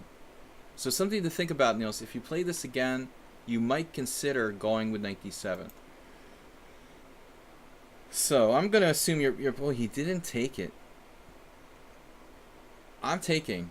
Almost everybody took 92 games. That's something of a survey says. Well, yes. Man, this in Family Feud, you guys know the game show? Survey says 92 masters played bishop takes c6 check here. 92 out of 92. What? It is a she. She didn't play bishop takes c6. Survey says white is wrong. I mean, the whole point of this opening for white is to like do this pawn smash. You know, that's why we didn't play knight f3. It's incomprehensible to me, you know, not to play bishop takes c6 check. That's why we played this entire opening. The only downside is the fact that Niels's opponent has played queen b3, because ideally white wants the queen on a4 after bishop takes c6 check. So the queen is not really like on the right place, in the right place. But white is white, so white can lose a tempo and probably still be playing black, like in a normal Rubinstein reversed. 100%. Would you mind taking a look at the game I submitted after, please? Niels, you're right, Arsenal. I'll take a look at it before. Why don't we do that, okay? Tony Miles was traveling, and he was supposed to go to a tournament in Australia. I was referred this story by Ian Rogers or something. And Miles didn't show up to the first round of this tournament that he was supposed to be at, you know, and he was somewhere on the mainland in Asia, like supposed to get a connecting flight. And the organizer called him, and they were like, "Tony, where are you?" You know, and he's like, "Oh, don't worry about it. I'll be there yesterday." You know, so he was so spaced out on whatever he was doing that he literally thought yesterday was possible. Anyway, so we'll do that. We'll do that, Arsenal fan. We'll do it yesterday, okay? Bishop takes c6 check. Anyway, d3. I'm having fun here. This is an error. Anna Rudolph played e6 as well. Well, you know, what can we say? You know, this move is deficient. It's deficient. The problem is strategically, your bishop is not a piece. Yet, and Anna Rudolph, who somehow did become an IM, and not, you know, with little help from me, doesn't really play anymore. She just does like commentary and videos for Chess24. Her short chess career is over, I guess. So bishop takes c6 check. I mean, e6 is bad, dude. You can't play that. I mean, the whole point of the opening is to play this, and now we play, well, Rachmanov against Khairulin. So, you know, just play. I mean, this is the way you gotta play. There's no question. There's no question. e6 is a very bad move, and she absolutely should rip it off now. I mean, this is ridiculous. Like, black has no bishop. You know, this thing is totally bad. Very good position for white, and they were able to beat Anna in 2004. She came into her own a little later. She was young there in 2004. She came into her own back in 2009. Pretty decent. She drew me. Congratulations. Bishop takes c6 check, not played. Anyway, guys, e6, bad move. Now knight f3. So white doesn't exploit it, and you're in business now. One more mistake by white, and well, actually, black's better. Castle's here. No comprendo. Looks like white wants to aim for d4. Can I play b6? Now you got your d4. Ooh, it might work tactically. So, don't forget.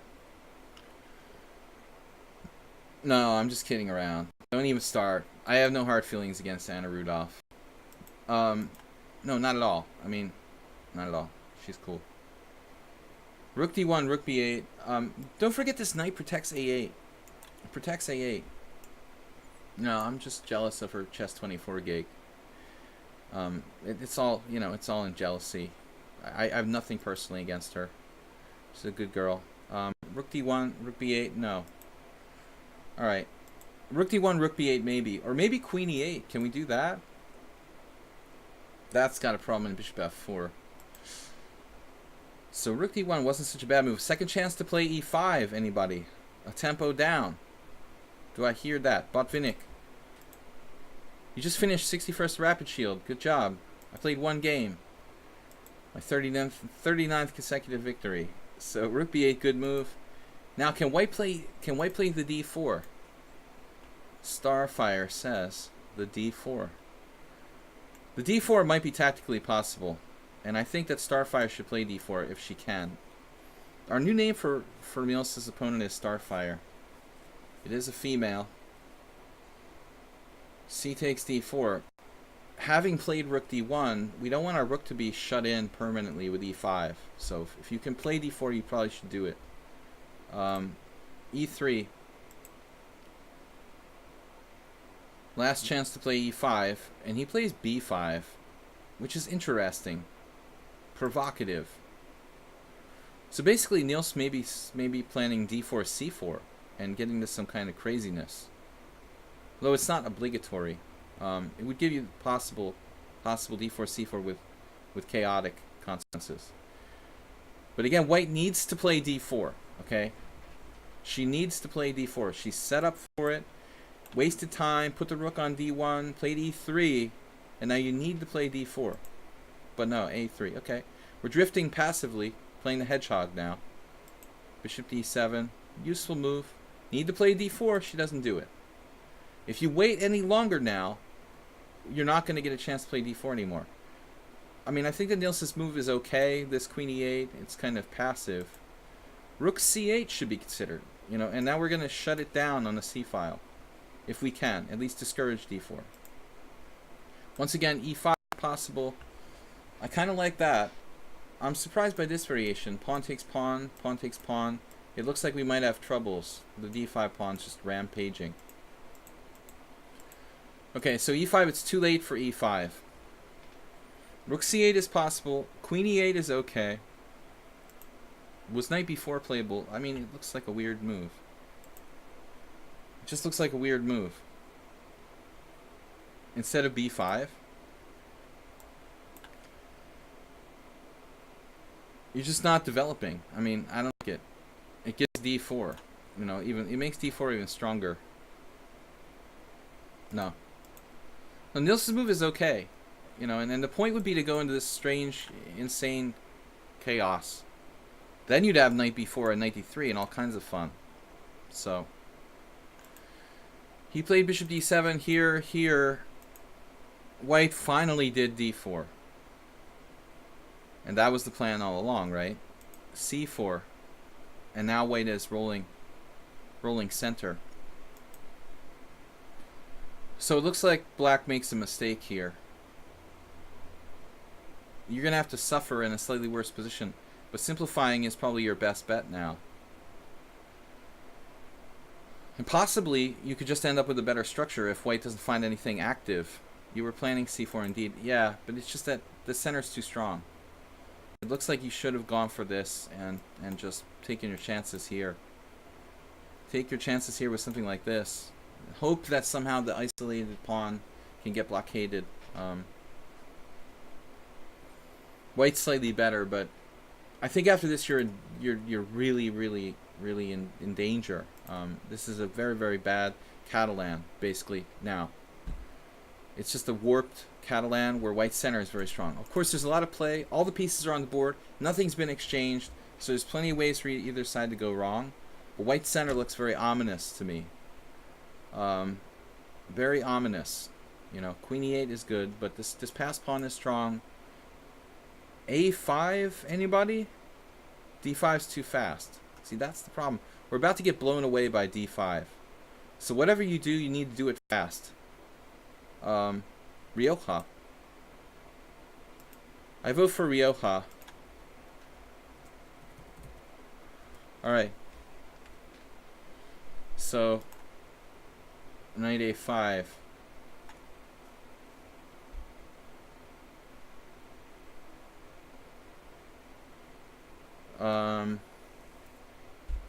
Actually, ironically, one of the residents of Denmark who I know, Nick de Fermian, is he's a big Rioja fan. Drank a lot of Rioja together in the Canary Islands.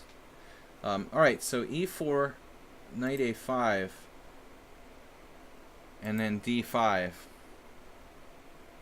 Faustino. Can we get some? Can we get some Faustino? Which Faustino is the best? Faustino, was it Faustino 7? I don't remember which is considered the best. So I like that. It's cool. Spanish Rioja. Anyway, alright. We're heading for that. We're getting distracted by talk of wine. This is a good game. Exciting game. Lots going on. Can white play d6 here? Sack the rook or something? Not necessary. It's a real struggle. Very complicated game. Okay, e takes d5. E takes d5.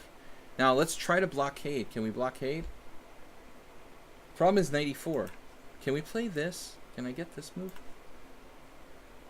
There's that nasty knight g5 that could happen at any moment, like a bomb going off. There's the e4 square, but I was banking on bishop f5. Oh no. What's going on here? Knight f6 check. Ouch. That hurts. Knight f6 check takes, and queen takes f5, you're like splattered. With a big advantage for white. Man, that's ugly. Do you guys look at this? It's material equality, and white is... Look at the evaluation by Stockfish. Material equality plus 4.6. That's how bad this is. Alright. But this can go wrong really fast for black. Wow, the computer found rook b6. Great idea. River guarding rook. Very nice. So bishop f6. Reasonable move, but we're facing very strong threats with knight e4, rook e1, bishop f4. It looks ugly. Bishop f4. Now we wish we had played rook b6. That would have been a great resource. Rook c8. Man, she's playing strongly now. Bishop d6, going after material. I don't mind sacrificing the exchange. You got the queenside majority with some counterplay. Maybe something like queen d8, you know, isn't that bad. So you found the best move here, g6. Nice move, threatening bishop f5. Bishop takes f8, so we've got bishop f5. Was this a blunder? Bishop takes f8 by white? Apparently it was. She needs to play rook e1 or maybe knight e4, knight d2, knight e4. Take some kind of measures against bishop f5. This was what we always say, that the releasing the tension too early. Oh my god. Dude, the computer wants to sacrifice its queen here. What? Check this out. Queen takes f5, g takes f5, bishop b4.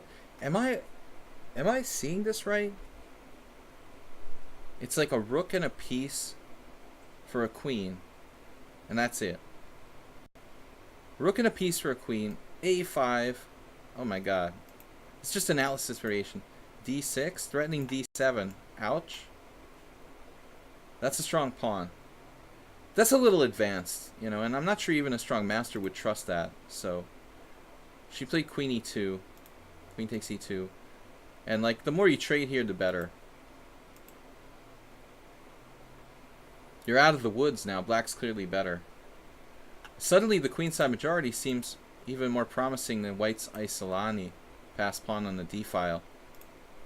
Only Magnus would definitely do that queen sack. Definitely. It's so dynamic. Larry Christensen, some players who love to sack the queen. But white fell apart. Oh my god, now black is coordinated, the pawn is weak, the queenside majority, and there's the opposite color bishops that favor you because the pawns are fixed on a3 and b2.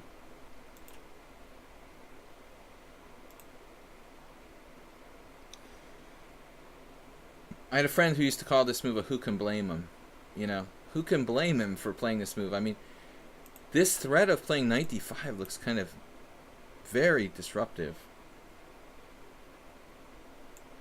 But it looks like the engine prefers not to give it up. On move 34, she offered draw. Let's check it out. Okay, it's not clear you had to do this. So if you play a6, I mean, you got all kinds of things to worry about. The bishop b7, the knight e4, knight d5.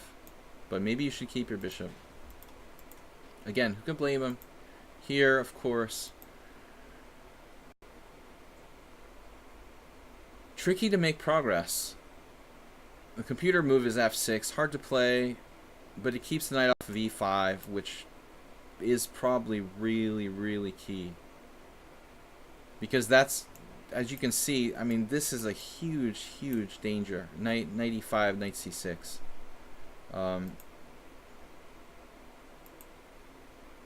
She obviously didn't miss her chance. And then a6. The passed pawn is relatively well supported, and she's taking away knight d3 from you.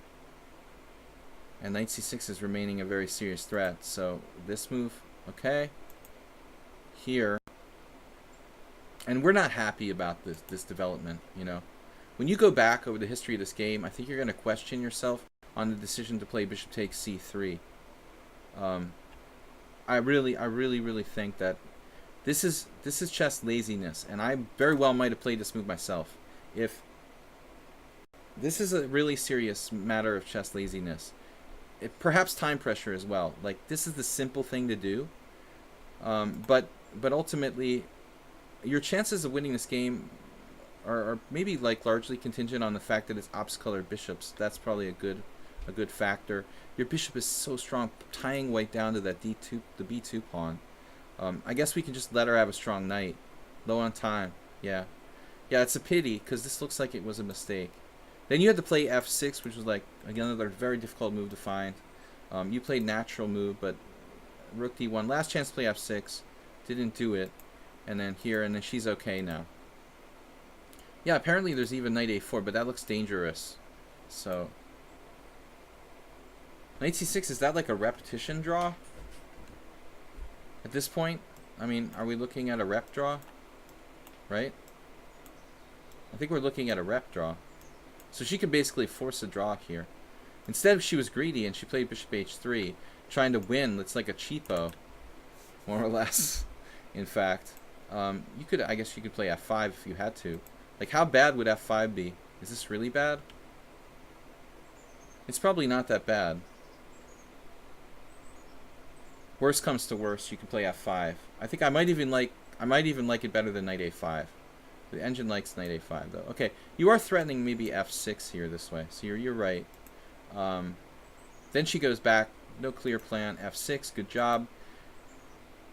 And suddenly, what's she doing? You know, her knight is on g4. Whoa. Knight is on g4. So this is like a really bad move. Well, at least it looks like it. So knight c6, what's happening? Someone explain to me what's happening. So at the end of the day, you got knight a4 and you're on that pawn. And you're winning. So the whole thing just totally exploded in white's face. She could have taken a draw by rep, and then she's going to be lost here if she plays knight c6. She played knight g4. Oh, you didn't defend your pawn. Another question of patience. Just, I mean, you could play king f7, but I guess king g7 feels like better. It looks scary to move your king away. Yeah, I'd be nervous about the pass pawn too. I don't know if I would have won this or not. If I had enough time. Knight b7. Knight takes f6. Rook takes d6. Rook takes d6. Knight takes d6 now. White has to be careful. If she gets greedy and takes that pawn on h7, maybe it's curtains. So this was a good move here. You said 34 she offered a draw with rook takes d6. With the queenside majority, I guess you're justified in playing for a win.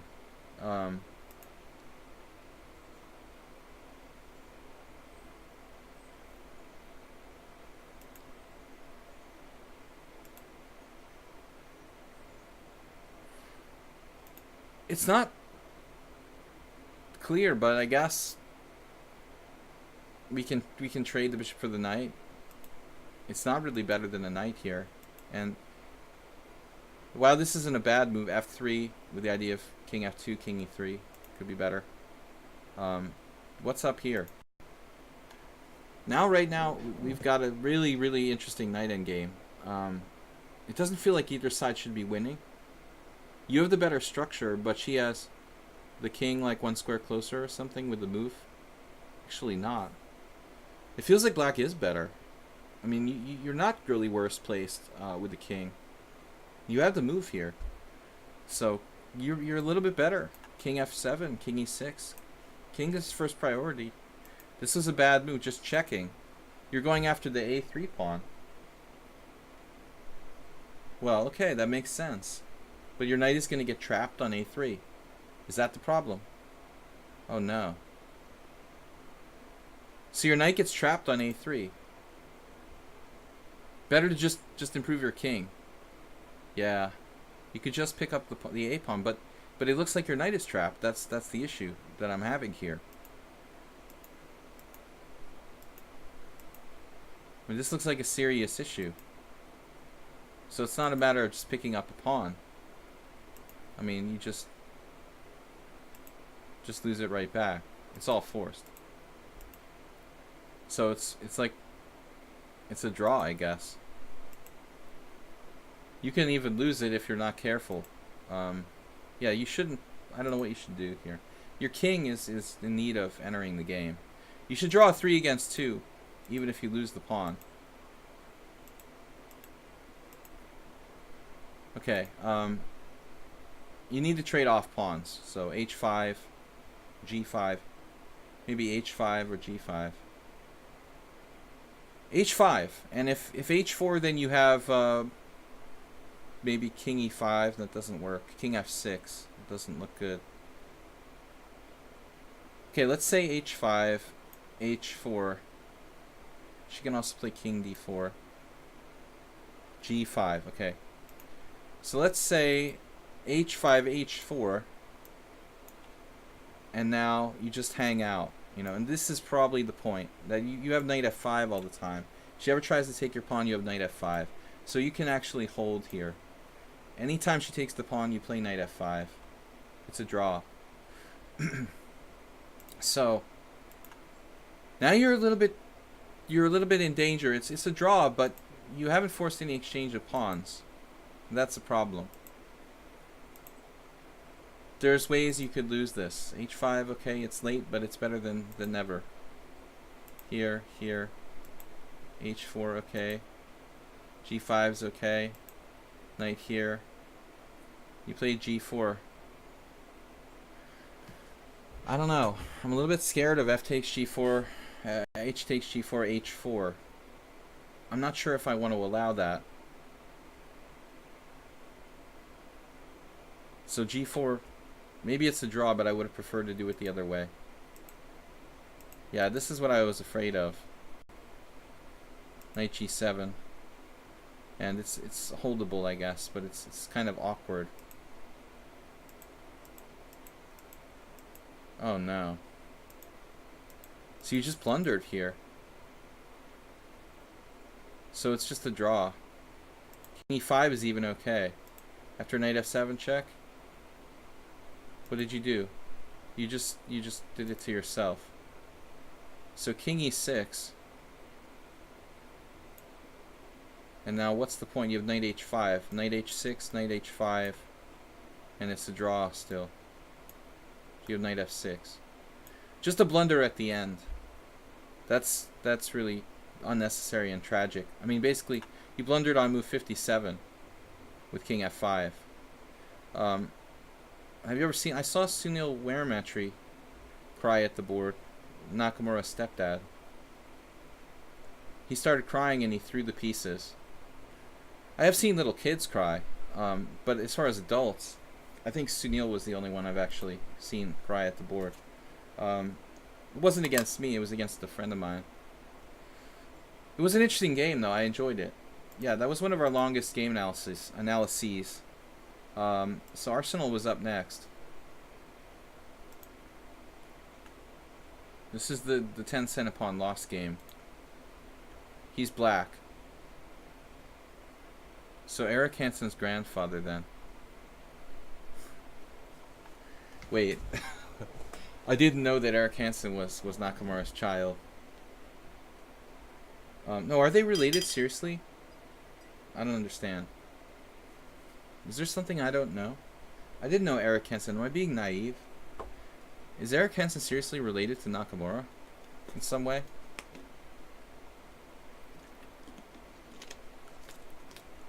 This is another bad joke by Bob. You're white. Alright guys, we've got 30 minutes left in the stream here. Oh, he was adopted by... Wait. Naka adopted him. I understand that. I thought it was a joke. You never know, like somebody could be related in some weird way. So, yeah, Sunil had emotional problems. You know, he's a nice guy, but he loses his control. So C takes D5.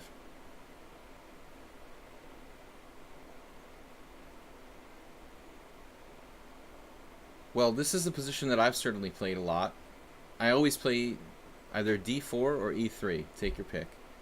Arsenal played CD. I'm not a big fan of the Queen's Slav exchange, but whatever. You're also playing an exchange where your knight's committed pretty early to F3. So I think that this may be concretely bad. Here, white gambled on the move G3.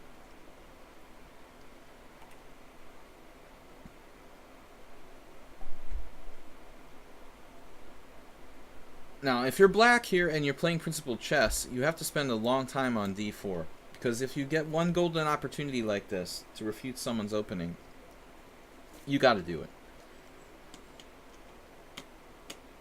But this is an interesting position. There's some strange variation that Peter's trying to justify with like Queen A4 check.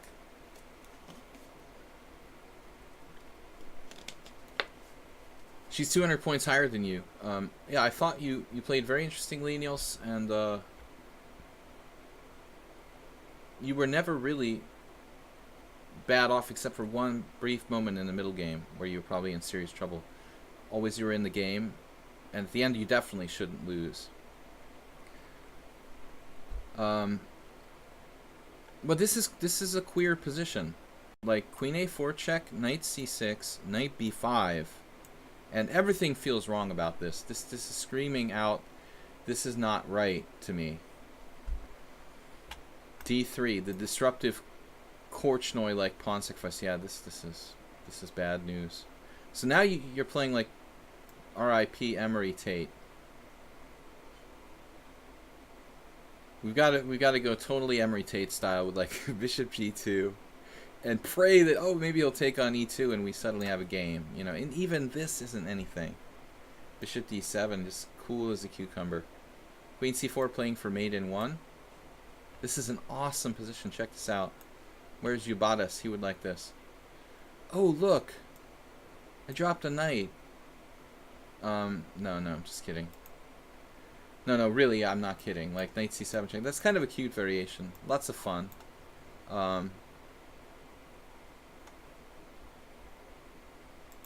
No, Bob, I meant queer like in strange. So, not everything has to be about sex, Bob. Knight B5 here. I try to mix up the vocabulary a little bit, just, you know, just for variance purposes. You get saying the same words all the time. So, okay. Man, the dude didn't play D4. This guy is just... He's out of his mind to play E6. I mean, this is a horrible move.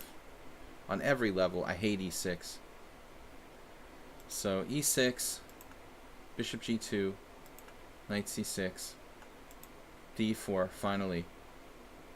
And now... I mean, I'm always telling people not to go into these type of positions for white because you don't really have anything. But on the other hand, you know, Arsenal's kind of a solid player these days, and he's kind of pretty good at playing solid positions where he doesn't really have much, but hanging out and you know, maybe beating you if you're not careful. Chernyshev versus Sebev from 2015. This must have been played in Zalkarosh. All right. Castles 95. No. I don't know about this. I mean, can he just take that? What's happening here if he takes it? Feldgeier played this back in 2000.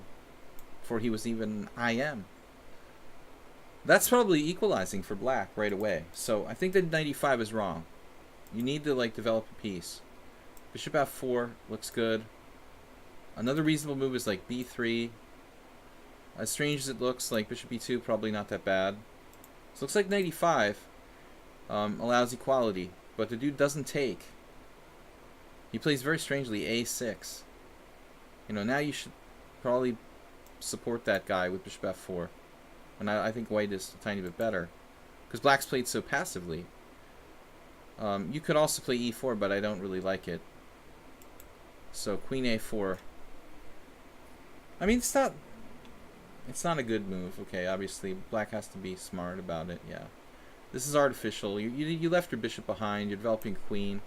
Yeah, Asterbate will tell you that he's also made a lot of mistakes where he's developing his queen too early. Yeah, this just doesn't look good. Kind of hope chess again. If he takes, your queen has some interesting possibilities laterally. I'm not even sure how that's going to work, though, to be honest with you, because you don't have time. You don't have time to play queen g4 because he's playing knight takes e5. What are you going to do? Yeah, queen a4 was a very, very bad move. So this is Arsenal's one bad move of the game, apparently. And then bishop d7. What?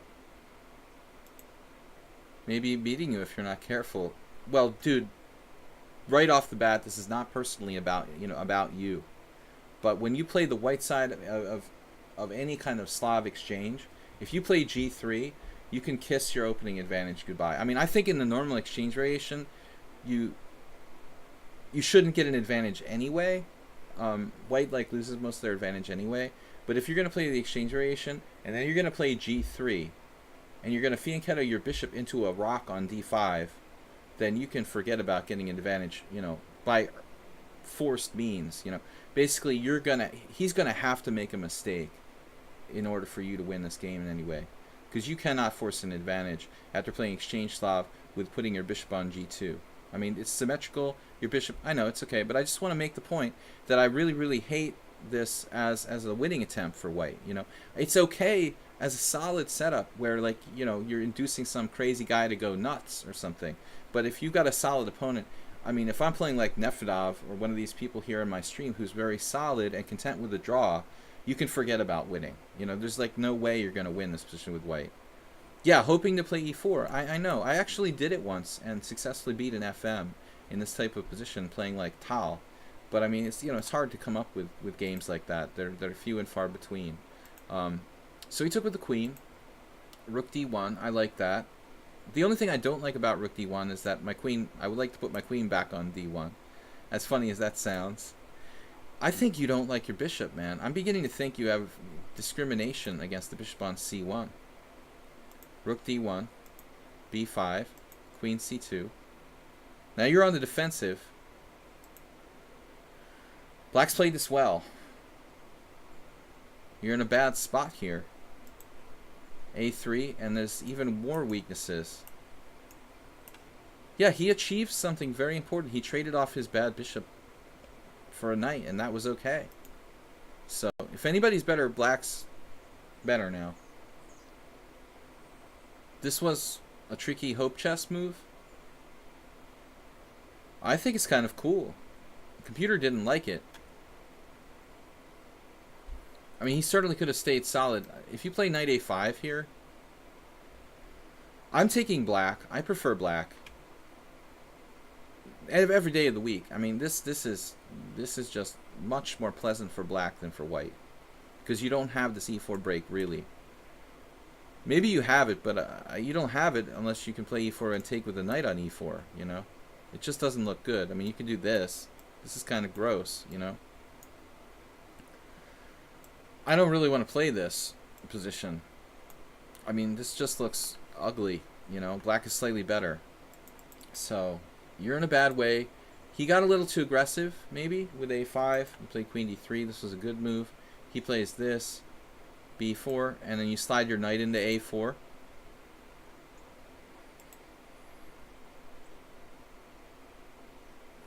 Now, Arsenal had a reason to play bishop f4, apparently. It was with tempo. Bishop d6. Now knight c5, nice move. Queen e7. Trade, trade. e3, very solid. This is what I mean by just hanging out, you know. You're just hanging out, but your position is very sound. Very, very sound. Here, okay. Here. Doesn't change a thing. This is a good move. I mean, you can't hang your pawn, but I mean, I would consider, obviously, BA. But after this move, which was important, we have a specific kind of position. I mean, this is just a little more extended than your pawn on b2. Maybe the a5 pawn is more exposed. Harder to protect than the pawn on b2. You can make an argument at that. Still, obviously, black should hold a draw here.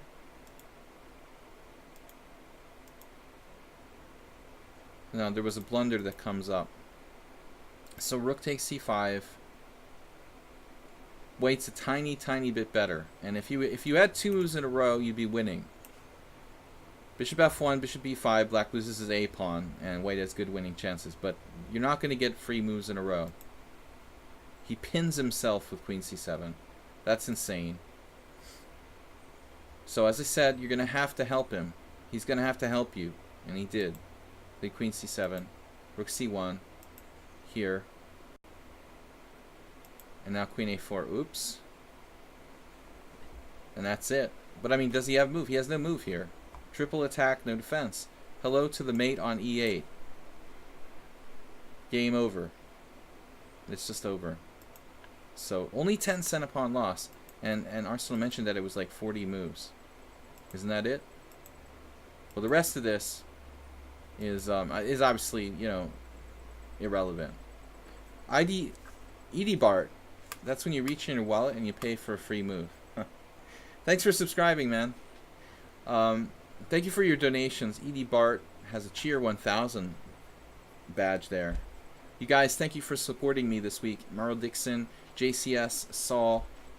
Saul wasn't here today. But I mean, I joke about this 3 moves in a row, okay? But it sounds silly. I use it as a tool, though, during the games. It's often very important to imagine what would happen if you could play a couple of moves in a row. As silly as it sounds, I think it's a very useful analytical tool during the game, because it teaches you what your plan will be in the instance that your opponent, you know, lets you execute the plan that you need to execute. So Arsenal, good game. Not a great opening. You know, it's nothing but equality. You know, and there was even a moment where you're like a tiny, tiny bit worse there. When he had knight a5, but he played a5. And notice how the position changed when he played a5. It's like suddenly he took his pawns off that chain of white squares where they should be, and he risked a5 and b4, slightly overextended, and you took him out. Nice job. I mean, you needed help there. You didn't have a winning advantage. You had a slight advantage. You had to blunder with queen c7. But even if he hadn't blundered with queen c7, you might have been able to beat him. All right. What do we got now? Soltigo was the last one. Last one for today.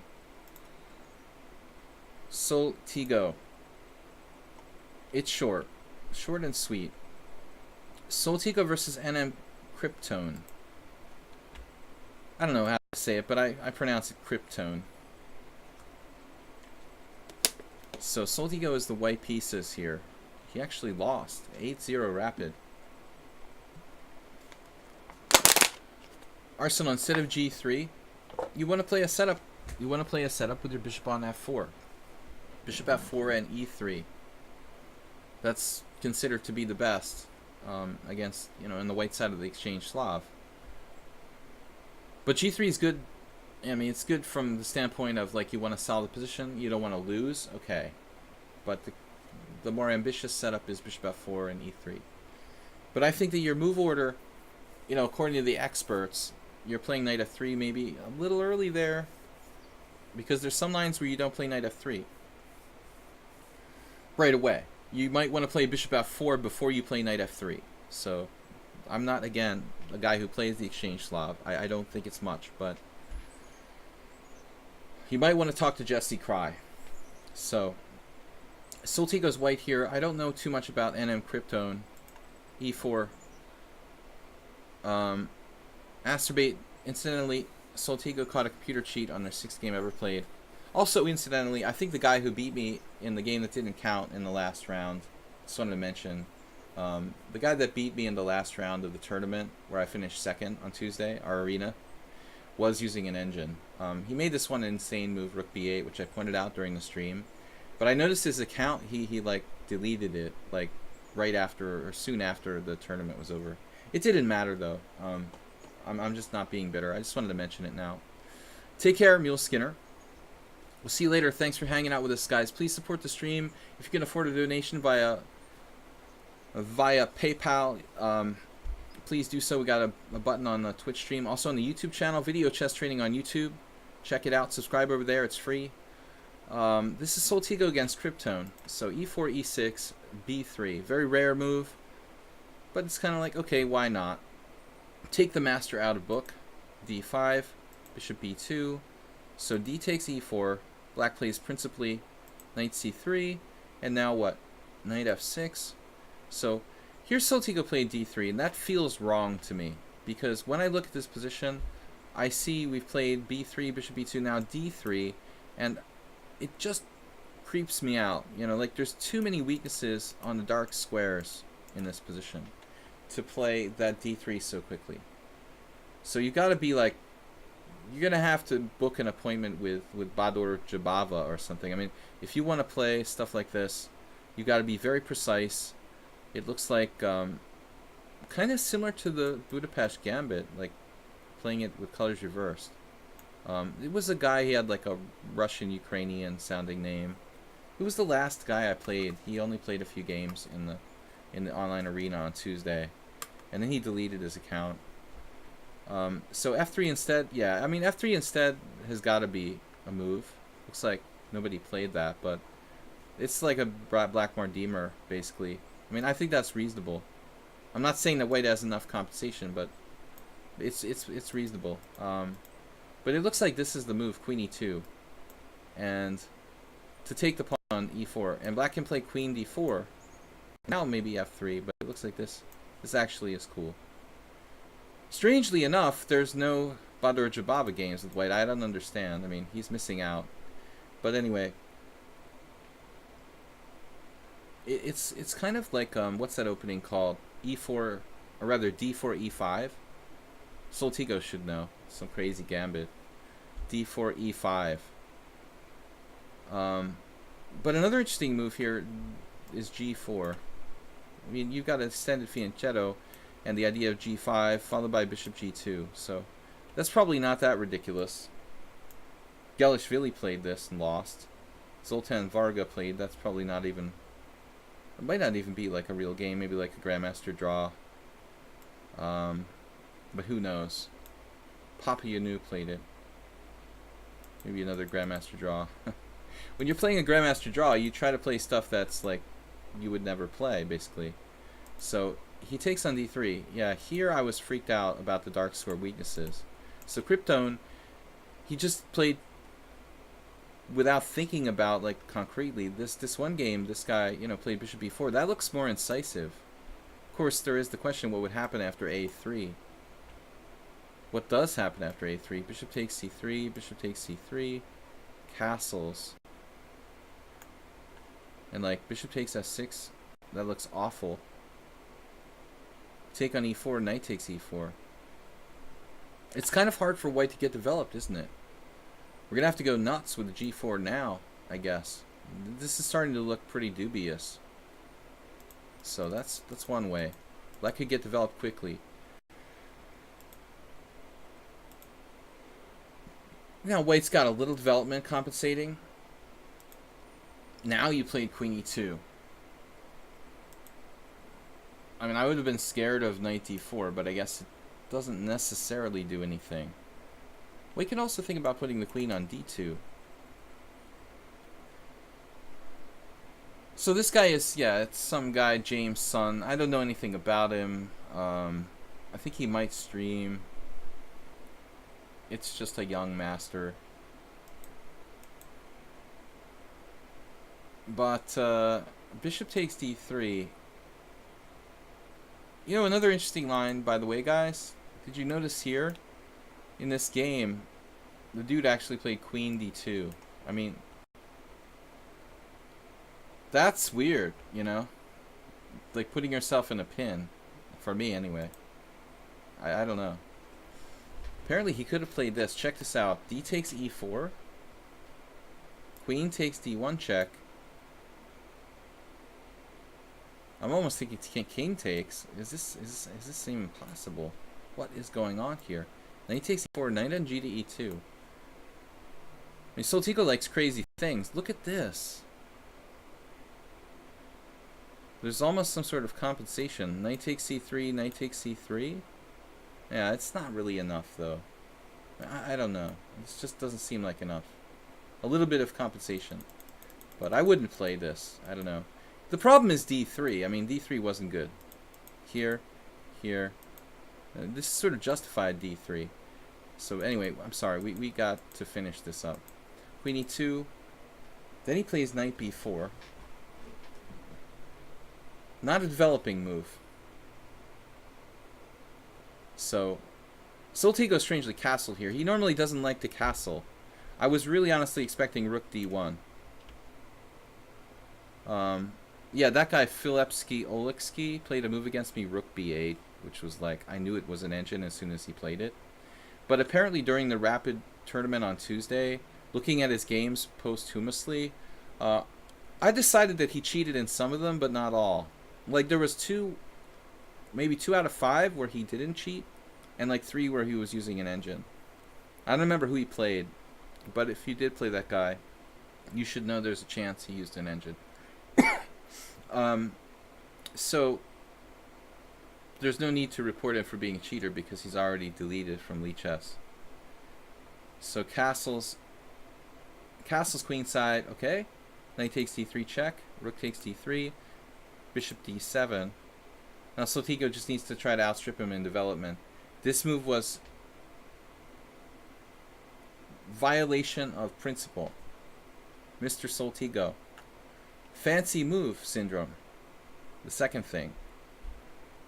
Fancy play syndrome in poker.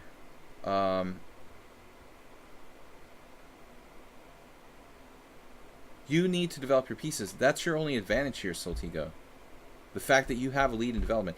Consciously think about what your advantage is. You know, this is an important thing. You got to say to yourself, like Jonathan Ralston says, talk to your pieces. Talk to your position. What is my advantage here? My advantage here is that I'm ahead in development. So outstrip him, like continue to outstrip him in development. You know, that's the key. This is the problem with this move is you're moving the second piece again, and you're leaving your kingside pieces. You're leaving your kingside pieces home. You know, you have no absolute threat in this position. You know, some crazy cheapos with like bishop e5 or something. I don't know, but you're not developing your pieces, and you're not exploiting your initial advantage, which was developmental. So knight b5 is a really bad move. This should get a dubious, by the way. I'm surprised Stockfish doesn't give you a dubious for that move. Or this game isn't analyzed. It doesn't have question marks and stuff like that. Alright, so here, yeah, he's like, dude, whatever. a6. And then, like, this is another mistake. I mean, you've got a long-range piece that's extremely strong. I realize that you smashed his structure, and there might be some value in that, but it's not enough. It's just, dude, this is like your second best, maybe your second best piece. I mean, the rook is strong, admittedly, but man, I mean, this guy is like, come on. I mean, you cannot trade this bishop takes f6. This is bad. He doesn't care about g takes f6. Okay. No, whatever. Knight c3. White is lost. This is lost. Not even like, you know, any real chances not to lose. Okay, it can happen. The guy played queen e7. That's good enough for me. It does box in the bishop, but he can bring it out on g7 later on. He's going to castle queenside. Goodbye. Now Soltigo is basically banking on one last hope here. Bishop g7. King b1. Come on now. Can't we find anything more active?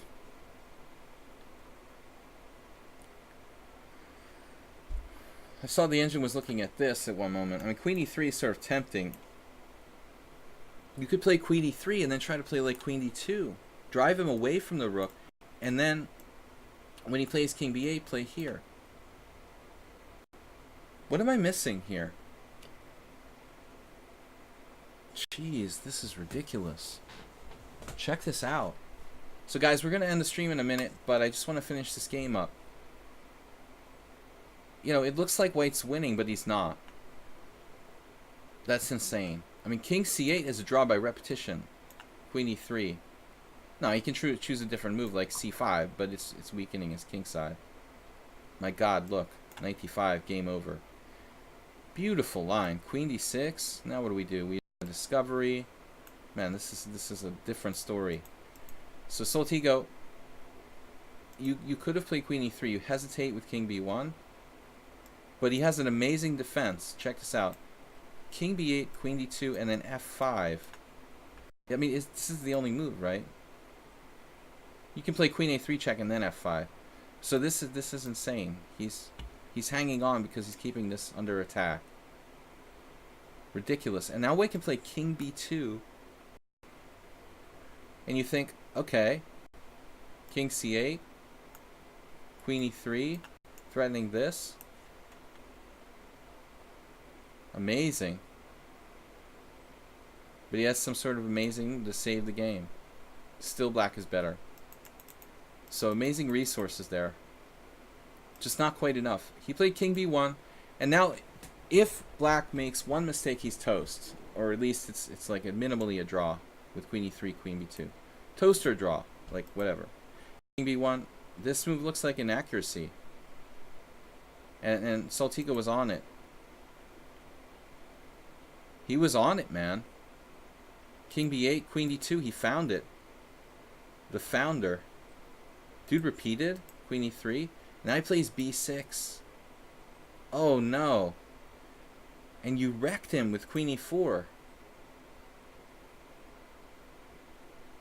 Unbelievable genius.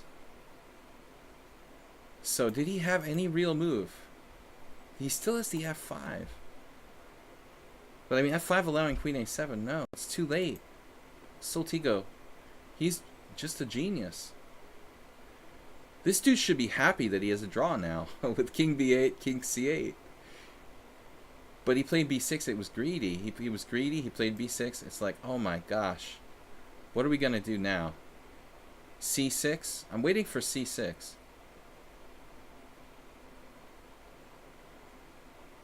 So the knight d5 is coming, man. I mean, this is coming to a station near you.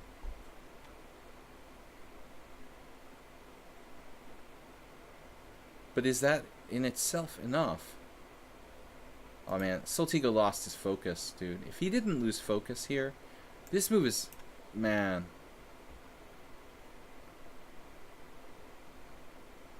He just lost his focus. The problem is, what I'm not seeing is, what do we do after queen c5? b4 is protected. I didn't realize that the queen was protecting b4. It's absolutely beautiful. So there's just annihilation is threatened with rook takes d7. It's totally out. Totally over. This move is just utterly game over. Check this out. The best move is queen f8 and you have knight takes b6. And this position is the best example I could give you guys of coordination in chess. Like, all the white forces became coordinated, blacks are not. Because the guy made one mistake. He didn't recognize the danger and played rook g8. You know? I've been facing play like this from, like, the Vietnamese grandmaster, you know, Win Ngoc Truongson, for example. Wasted me in a Trompowski once because of this kind of thing, where he coordinates two knights against two bishops. And the knights can just control squares and coordinate more easily. I mean, this bishop here, it just never, ever did the job. But Soltigo lost his focus and he played, sadly, queen takes h7, basically losing focus, losing coordination. According to the engine, white is still better, but we really lose, Pepe Lu, welcome. With this move, you lose the focus. The pieces were all coordinating as a united force. These pieces, these five, everything's working together. And then you have knight d5. So the second best move, queen takes h7. giving him a way out. Queen f8. And this move is a trap or what? I don't understand. What's queen f8? He has nothing better than that? Maybe I didn't give Soltico's move credit enough. It's actually not bad either. It's not the best, but I thought that black could defend here somehow. I guess it's good as well. Okay, so queen f8. Grab this guy, grab this guy, grab this guy. And then f5. Trap the queen. I don't know, did this guy see this far? Probably did. So he's trapping your queen now. And hitting that piece there. So you're going to have to give the piece back. You played queen h4. I was thinking queen h5. That doesn't look quite as good.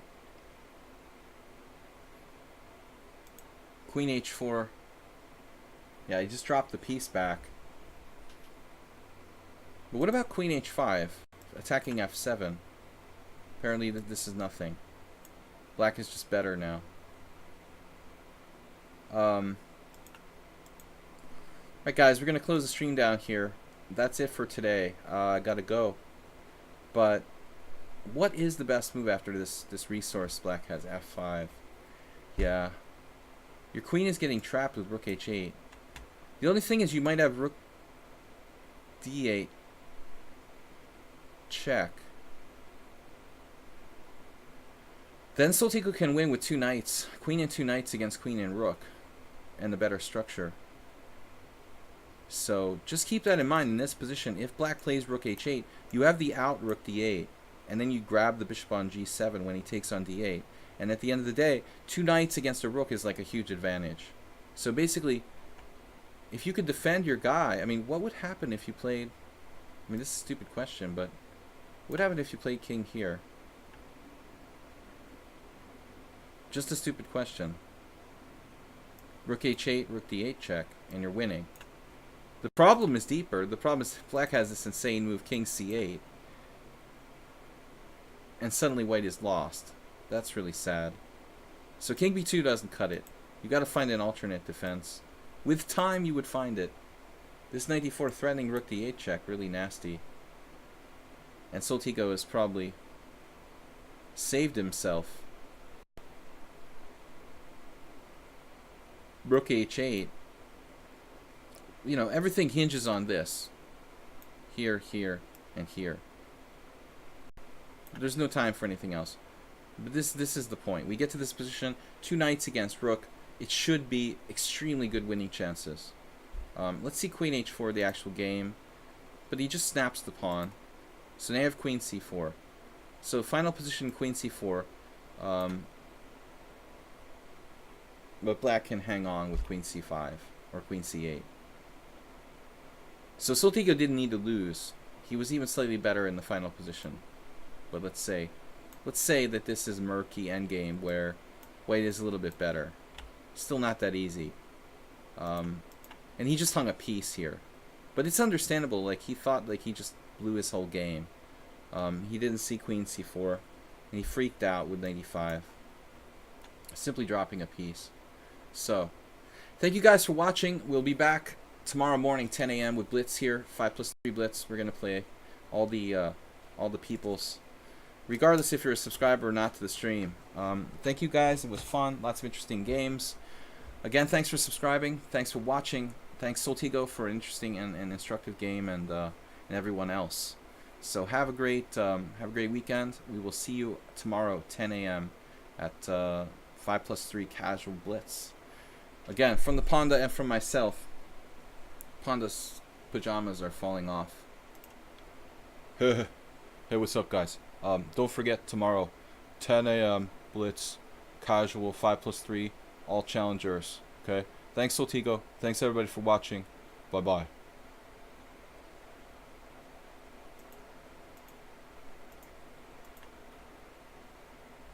Huh.